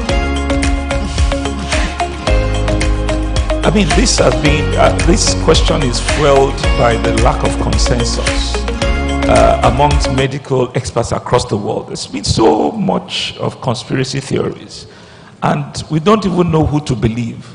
And everyone who speaks on either side of this debate seems to be an authority. So we don't know exactly. That's number one. The second one is the issue of vaccination. I've known a number of people in this country who were actually vaccinated, double vaccination, some with a booster, and still died of COVID-19. So some people say that this vaccination is a scam. Is it? Thank you. Wow, those are really interesting questions. Dr. Adesifa, I'm going to call on your expertise on this question. It looks like a question crafted specially for you, sir. And if the commissioner would want to also add, he's gone off. Okay, so, Honorable Commissioner.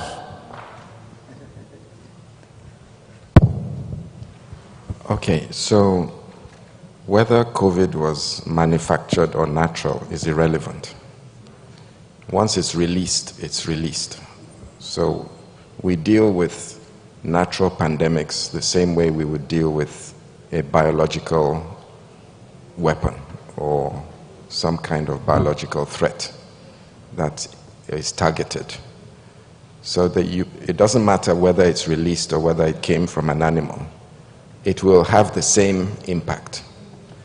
So the question is important because we as a global community need to understand where we're going with biotechnology and the ability to manipulate microorganisms, which in the developed world, they have what's called BSL-4 laboratories.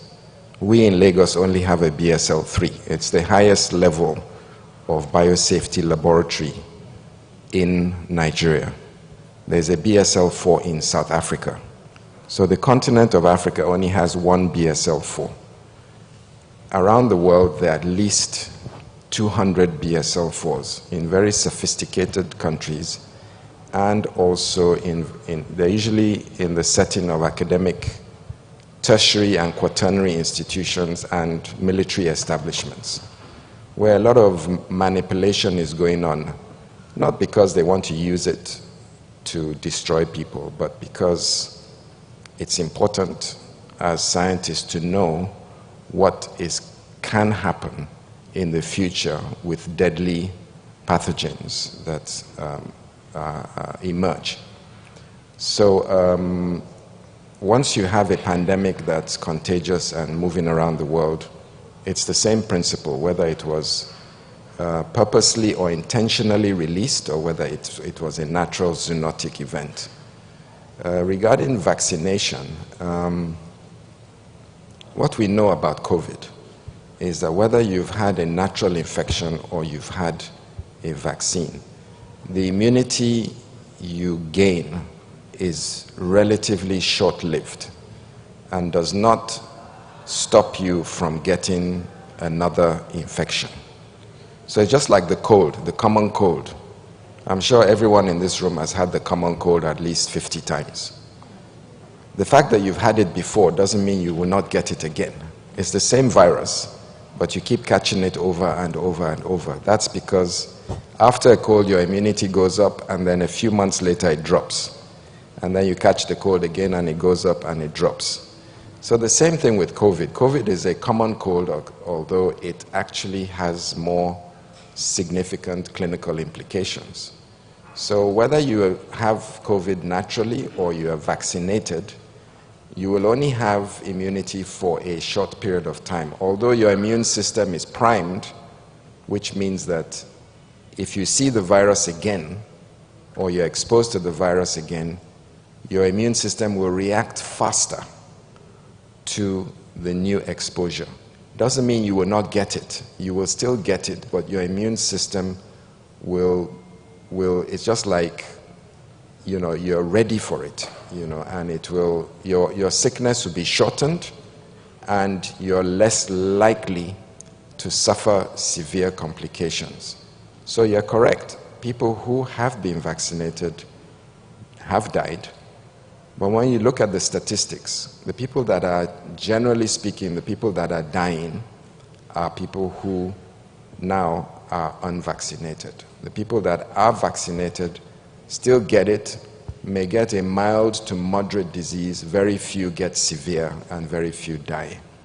So it has value, but it needs to be maintained. So it's just like the flu vaccine. If COVID continues to recycle around the world, then we're going to have to keep doing two things. We're going to have to keep boosting our immune system with good living, if you like, but a vaccine, and we have to upgrade the vaccines.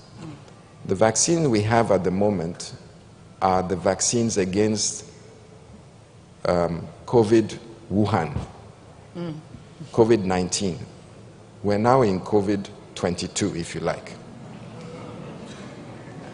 And it looks very different from COVID-19. But because of R&D, the amount of money that's gone into developing the vaccines, these big pharmaceutical companies need to recoup their expenses. So they're not going to release version 2 until they've recouped all their expense for version 1. So there is no vaccine for COVID-22 at the moment, although the big pharmas are already working on it. And when it comes out, the old vaccine will phase out and the new vaccine will come in. And if COVID continues to recycle around the world, just like in Lagos, we still have COVID. Every day I get my reports. We get a number of positives in Lagos. It's not gone, it's around, but it's at a low level. Something can happen at any point in time that can trigger a new wave. And then, is it a new variant, or is it loss of waning of your natural immunity, and then there will be another spike in activity? And if you've not been boosted, or we don't have access to the new vaccine, which doesn't exist yet, but a lot of companies are working on the new vaccine that has the new genetic code of the new variants. And we are now in Omicron BA.2, which is about 7 variants, major variants, away from the wild virus, which is Wuhan, COVID Wuhan. So they are from the same parent stock, but they have significant immunological differences. I don't know, I've tried not to speak in too much hard science. Dr. Yemi, was that okay? Perfect. Thank you so very much. We have 2 questions from this room.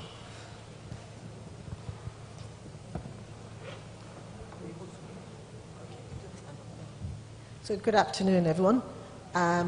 So my question is to probably Professor Bayomi. My name is Yvonne Ezekiel. Now, I think the panel has said one of the things critical to containing COVID is testing. The government has done quite a lot to educate us about the protocols in observing COVID-19, but I think we still need to do a lot around stigmatization. You said, Dr. Debo said people would not want to test because they're probably scared to know that they have COVID, and that's probably because they consider it to be a stigma. But we're doing a lot, obviously, to observe the COVID protocols, but not enough to, to prevent or at least to disabuse our mind against stigmatization. And that perhaps will encourage people to do testing. Now, the second part is the prohibitive cost of COVID testing. I know it costs it's about 50K, probably come down to about 45K now. But would the government consider bringing that cost down so that a lot more people would test? Because testing is critical to containing COVID. Thank you. Okay, so in good medicine, you always test. And you never treat blindly, because you may be doing a disservice to your patient. Even for malaria, before you take an anti-malaria, you must be sure that you do have the malaria parasite in you. The same thing for COVID. If you feel unwell, it's not correct to go and treat yourself with Panadol and anti-malaria or any antibiotic. You need to go and test. Testing for COVID, we're doing 3 types of testing now. There's what's called the rapid test, the PCR, and the genomic sequencing. Okay, let me explain them one by one. The rapid test is the one you buy off the shelf. You get your result very quickly, very inaccurate. It will pick up positivity at the peak of your infection. You won't pick it up early and you won't pick it up late. So there are people who have used the rapid test, say they're negative, but they're actually positive. So it's actually dangerous, but it's better than nothing, okay? The PCR test is the gold standard. It's a molecular biology test carried out in a sophisticated laboratory with expensive equipment and expensive manpower, and the reagents are expensive. So the government, so you can get PCR testing in 2 places. You can get it in the government sector, absolutely free of charge. Or you get it in the private sector where I've told you, we've triggered a COVID-like economy around COVID response.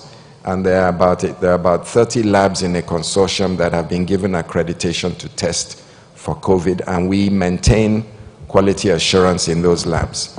That's a business. And it's meant for Lagosians who don't want to go to the public sector, or who want to travel, or who are businessmen, or want to test their employees, who have the wherewithal to pay for the test and keep that economy ticking. We price controlled as government, because some people were charging 70, 200, 500,000 naira in the first wave, and government came in and said, okay, this is the cost of doing the test, This is the permissible amount of profit you can make, and we capped the test at 50,000. Subsequently, the reagents got a bit cheaper because of mass production, and so we encouraged the consortium to drop their price to 45, which is the current price. But there's a thin margin of profit there for the private sector. So it's not that we're charging for testing. There are two things in life. There's what government can produce for you free, and what the private sector business environment is doing. So if you go to Dr. Johnson's hospital, it's not free. You have to pay. Because he has to maintain his diesel. He has to drive around in his SUV. He must continue buying pink shirts. You know, it's expensive to maintain Dr. Johnson. You know, but he gives you a good service, you know. But you can go to the public sector. Okay, you wait a bit longer. You might not see a pink shirt wearing doctor smiling at you, but you will get your service at some point in time.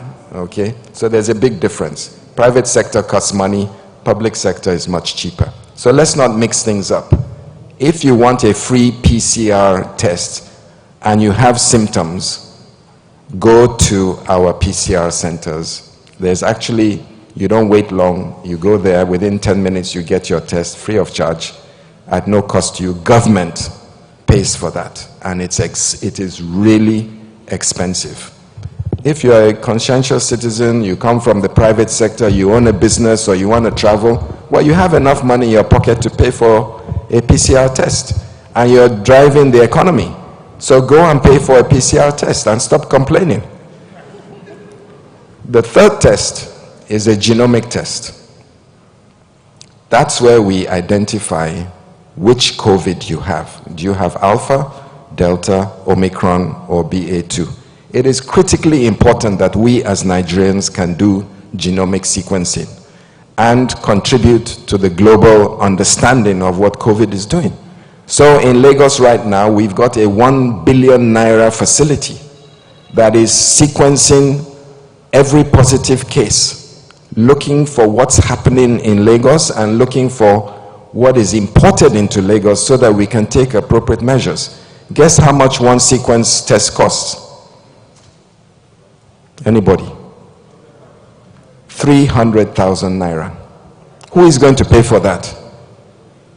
It's really expensive. And if Lagos is trying its best, everyone keeps kicking Lagos, oh, you're charging this, you're doing that, you've outsourced COVID.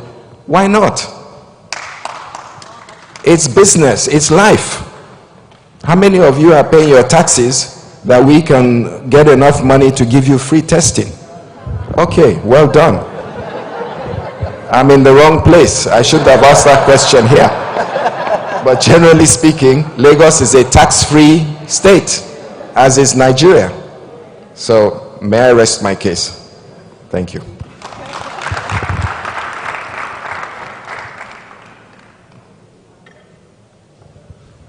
Good afternoon. So yes, I must apologize beforehand. My point of view is a bit obscure or different to what you guys have. COVID-19, yes, it has a conference. Can you imagine that? I just want to bring in a few facts. As an economist, I've discovered that over time, and as a historian, Nigeria has a habit of copying Western nations. We just love to copy. And just picking a few of the facts, since 2019 till now, there has been over 6 million deaths because of COVID. Nigeria accounts for 0.051% of those deaths. Now, I do not want to say that those deaths are insignificant, but given what causes deaths in this country, we are a population of over 200 million. Let's just pick some other diseases, something like diabetes. From an independent research on that, over 48,000 deaths last year alone from diabetes. From 2019 all the way till now, just 3,400, right? Yes, 3,142 deaths from COVID, while diabetes in 1 year has over 48,000 deaths. Malaria, Nigeria contributes 31.9% of the deaths from malaria worldwide, while we contribute 0.051 of COVID. But we put so much attention on COVID because other countries do. Look at Britain, US. COVID is so important. We have taken it, even now I'm wearing a mask because they wear it there. I'm very sure if they should stop wearing masks in Britain today, in a week, they will say stop wearing masks in Nigeria. We copy these people, and it has affected us in different ways. Apart from our economy, economically we copy them. Politically, we do that as well. Please, my question is this. Honestly, as a professional, we're not politicians here, we're not trying to convince anybody of anything. Do you actually believe that COVID should be at the limelight it is today, or do you believe it's a farce, just like every other political group? Thank you.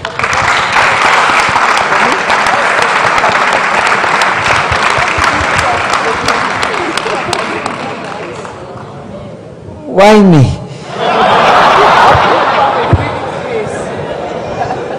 Well, what this young man has said is he's giving us facts. And I've often said that if I was a policymaker, if I was in government, I don't think Commissioner is able to say these things because he's in government. But I looked at these numbers myself, and I said the number of people dying from COVID in Nigeria is very small compared to malaria, heart failure, diabetes, and all these things. That if I was in government, I wouldn't spend that much money on COVID. I wouldn't. Now it sounds callous, but COVID is a big deal, but COVID has affected our economy much more so than malaria and the rest, because I made sense there. Okay, good. Yes, because it totally disrupted the supply chain, and not just in medicine, in everything. So you have to look at that aspect of it as well. So that's my answer.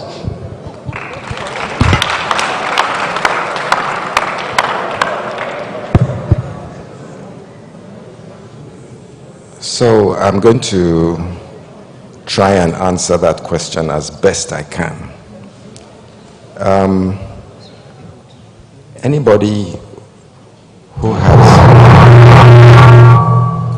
The thing with COVID is that it causes a surge. What do I mean by a surge? A surge is where you have a sudden presentation of large numbers of people with a sickness. Okay? So during a wave, we have a surge where we have thousands of people getting sick at the same time. It's not like malaria or cholera or diabetes where you're getting sick, over a long period of time. So if we did not take COVID seriously, when there's a surge, there will be thousands of you presenting to the hospital, and we would not be able to look after you. I don't know if you've been to IDH during a wave. There are people there sitting outside who are gasping for their lives. And you need to see those videos to understand it. During the waves, we spent all our time in IDH. It is the most horrific scene you can imagine. A surge overwhelms your healthcare capacity, and it breaks down everything. So, and COVID is not a Lagos biological threat. It's not a Nigeria biological threat. It is a global biosecurity threat, which means that the world responds together. And it is an unusual phenomenon. It is not the usual run-of-the-mill situation. So I agree with you on one hand.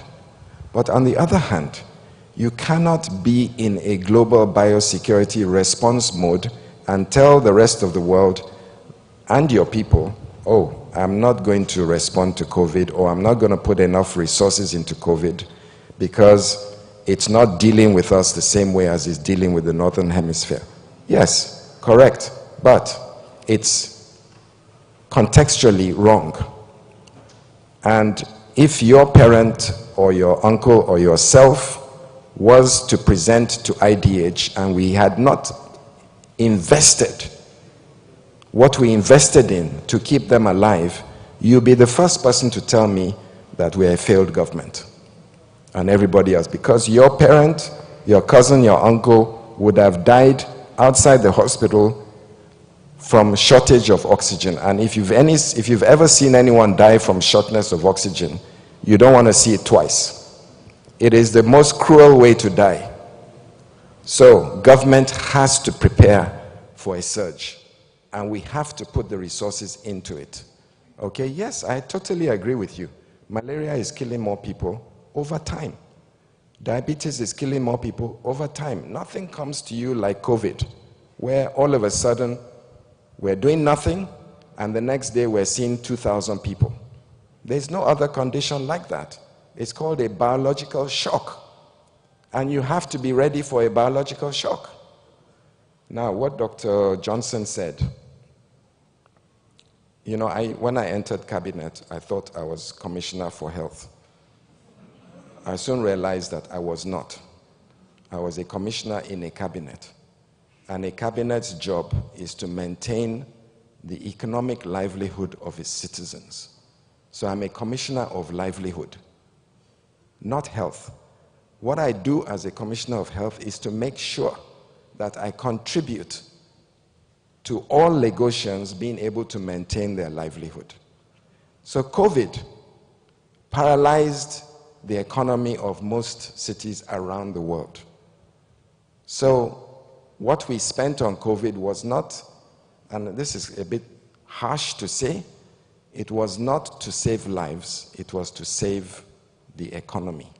Yes, if you look at it contextually, you have to put things in place to save lives, but it gives the rest of the world confidence that Lagos is still open for business. And if you save livelihood, you are saving millions of lives. Forget about COVID. Just change COVID into livelihood. So what we did was to save livelihoods, and that saved billions of naira and kept Lagos open. And if you look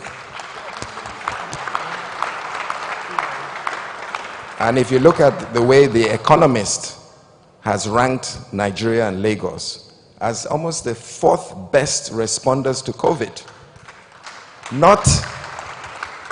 They didn't say treating COVID, they said keeping the economy open during COVID. And that is the mark of success. Thank you very much, Prof. I expected no less. I wonder whether Dr. Debo has something to contribute to this as well. I think you started question with as an economist, and I would want to say, from my point of view, I could classify myself as an health economist in some discussions. We need to look at the what if we didn't respond. Right? Because it's a case of opportunity cost. I happen to be the Chief Technology Officer for the Etiosa Isolation Center, which at least for the first three to 5 months contributed significantly on the island. And I think, you know, a lot of the complaints we got at that time was that it just seemed like everybody with positive results was being quarantined in the center.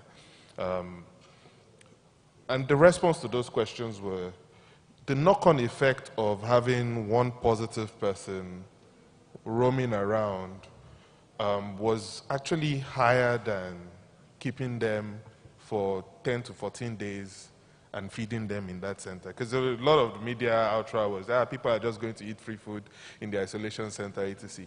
Right? So we really need to look at things from that point of view of what if we didn't respond. And what if that investment into keeping the waves flattened, keeping the rise of the conditions in check, and generally springing into action. And a lot of investment went into increasing the supply chain for oxygen. A lot of investment went into even increasing the supply chain for PPEs, right? So we can't look at it the same way we would look at malaria management. The cost implications of treating malaria as one treatment in comparison to cost implications of treating COVID, there are two very uncomparable trajectories, right? You treat malaria at max, it's severe malaria, the person's on admissions for, say, 5 to 10 days at maximum, person goes home fine. The knock-on effects, at least we are quite conversant with what could have happened and the extremes. But with COVID, we actually had no, until now, we're still trying to figure out what the long-term effects are. So when we look at it from that point of view of the QALYs or the DALYs associated with, treating disease or preventing them, we did a massively great work with very good return on investment that we are seeing now. Not in the next 5 years, not in the next 10 years. And on that note, we have come to the end of our session this morning. I'd like to thank the audience for the great participation that we saw. And I'd like to say thank you once more to the panelists, Dr. Debo, Dr. Johnson, Honorable Commissioner, as well as Dr. Adetifa. Thank you all very, very much. Wow. That was a great session. I thought we should put our hands together again for that. It's a star-studded panel. Listening to Prof was a delight, absolute delight. And of course, Dr. Johnson, thank you so much. And Debo, great one. Adesimbo is one of us, a member of the chamber, and indeed a member of the Trade and Investment Committee. Please put your hands together for the lovely lady. Very soon, I'll call on our President and Chairman of Council, Bisi Adeyemi, to please come forward to present plaques to our speakers. Professor Abayomi is a friend of the chamber. This is the second time he will be at our event. And I remember in the early days of the pandemic, he was on the street while several of us locked our doors. Without a doubt, he did Lagos proud, but more importantly, Nigeria. Professor Abayomi, thank you very much. Thank you very much. Thank you very much. I will ask him after the event to find out if he went to Government College Ibadan. Government College Ibadan. I'll ask you after the event. He looks very much and sounds very much like a Government College boy.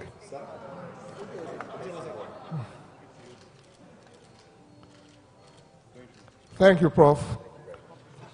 Before the event, I was having a chat with Dr. Johnson.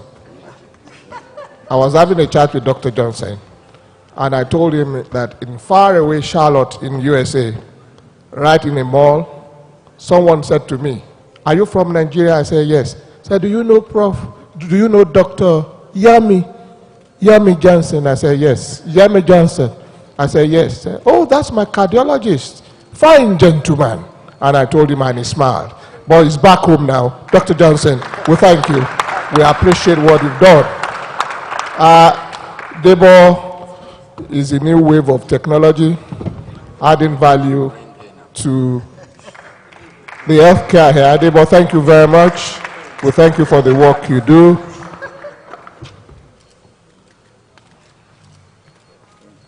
We thank Mrs. Ukiri, first as a member of the chamber, next as the moderator of this event. She's done a good job.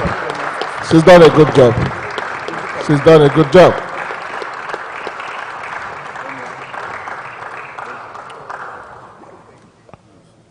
Quickly, I'll ask the immediate past president to join us for a photo session. Quickly, Mr. Kayode Falowo, please come right to the stage and have a photo session with our speakers.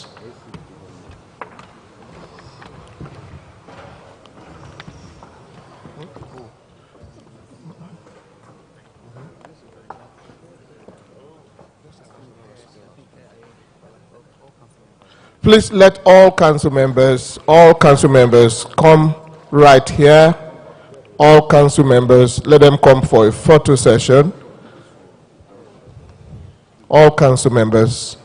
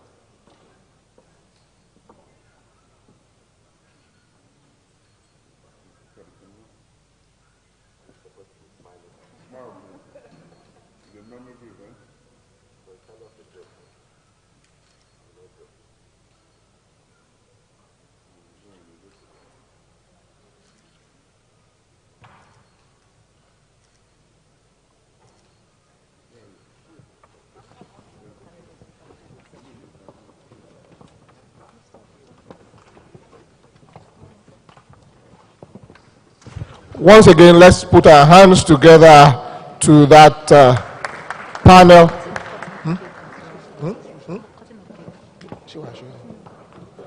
Okay, let's put our hands together. Let's put our hands together for this team.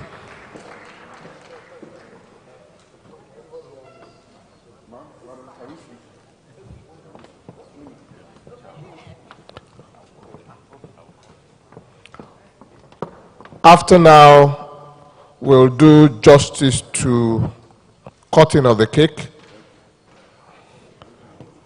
Madam President, please lead our speakers to the magnificent cake we have right in front of us. We'll cut it so that we can all have a piece. Yeah.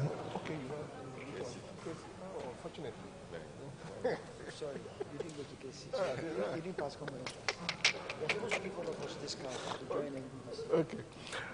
By the way, Dr. Johnson just asked that the chamber must give discounts so that a first-class medical center like the first cardiologist can join the chamber. I don't think you deserve that. We will not give the discount.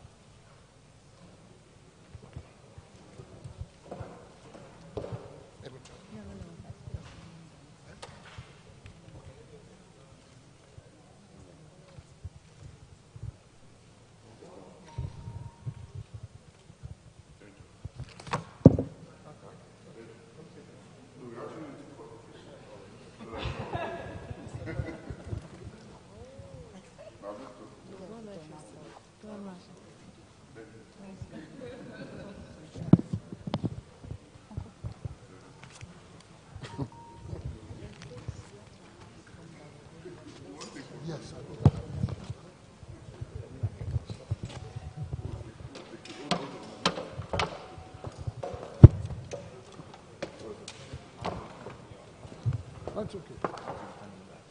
It's all right. Okay? That's fine.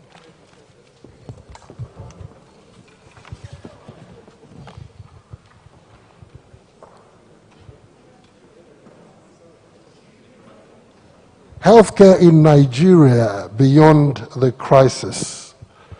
So on behalf of the chamber, I'd like to thank you, the speakers, Prof. Akin Abayomi, many thanks. Dr. Ifedayo Adetifa, who's just left online, thank you very much. Dr. Yemi Johnson, thank you very much. We're not giving you a discount, it has been reiterated. Dr. Debo Odulano, thank you very much. Our very own moderator, Simbo Ukiri, thank you very much. patrons and council members, our sponsors, guests, ladies and gentlemen, we offer our thanks to you. Just a quick announcement. In the next few seconds, we can all proceed for an exhibition tour. I believe that's upstairs. And a tea break immediately after this. Hostesses are available to assist you for anything. And our next session will commence at 12 noon. And let us maximize our time and return in another 30 minutes. Finally, let us continue to maintain our health and safety guidelines. So 30 minutes, not 12 noon, 30 minutes from now. Thank you very much.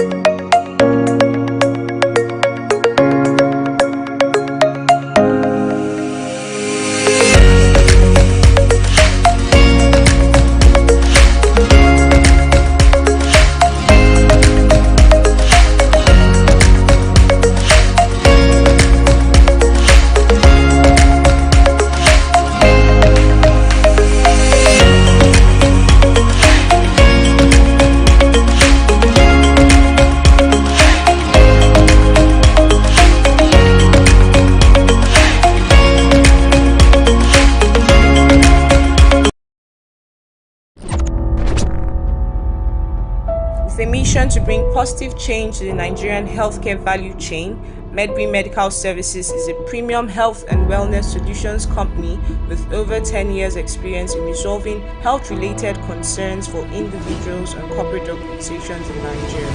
Medbury is one of the few laboratories accredited for COVID-19 PCR testing in Nigeria with walk-in and drive-through facilities in Lagos, Port Harcourt and Warri. Medbury is also the top occupational health service provider in Nigeria with unequaled services such as medical fitness assessment, offshore medicals, wellness packages, health surveillance, workplace drug and alcohol testing, food and chemical handlers test, and respiratory fit test. For our services, visit any of the centers on the screen. For inquiries and booking, kindly call 0902 342 3663 or log on to www.medburymedicals.com.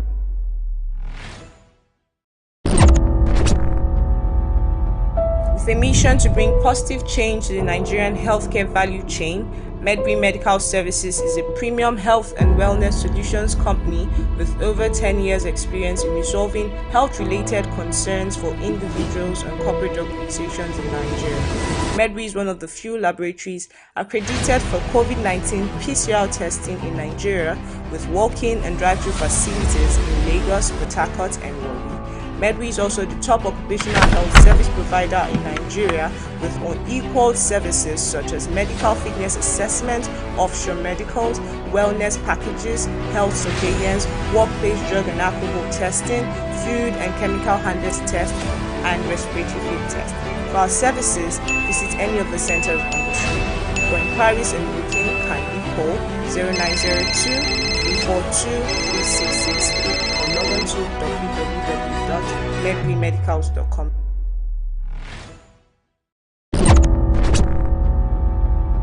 With a mission to bring positive change to the Nigerian healthcare value chain, Medbury Medical Services is a premium health and wellness solutions company with over 10 years experience in resolving health-related concerns for individuals and corporate organizations in Nigeria. Medbury is one of the few laboratories accredited for COVID-19 PCR testing in Nigeria with walk-in and drive-through facilities in Lagos, Port Harcourt and Warri. Medbury is also the top occupational health service provider in Nigeria with unequaled services such as medical fitness assessment, offshore medicals, wellness packages, health surveillance, workplace drug and alcohol testing, food and chemical handlers test, and respiratory fit test. For our services, visit any of the centers on the screen. For inquiries and booking, kindly call 0902 342 3668 or log on to www.medremedicals.com.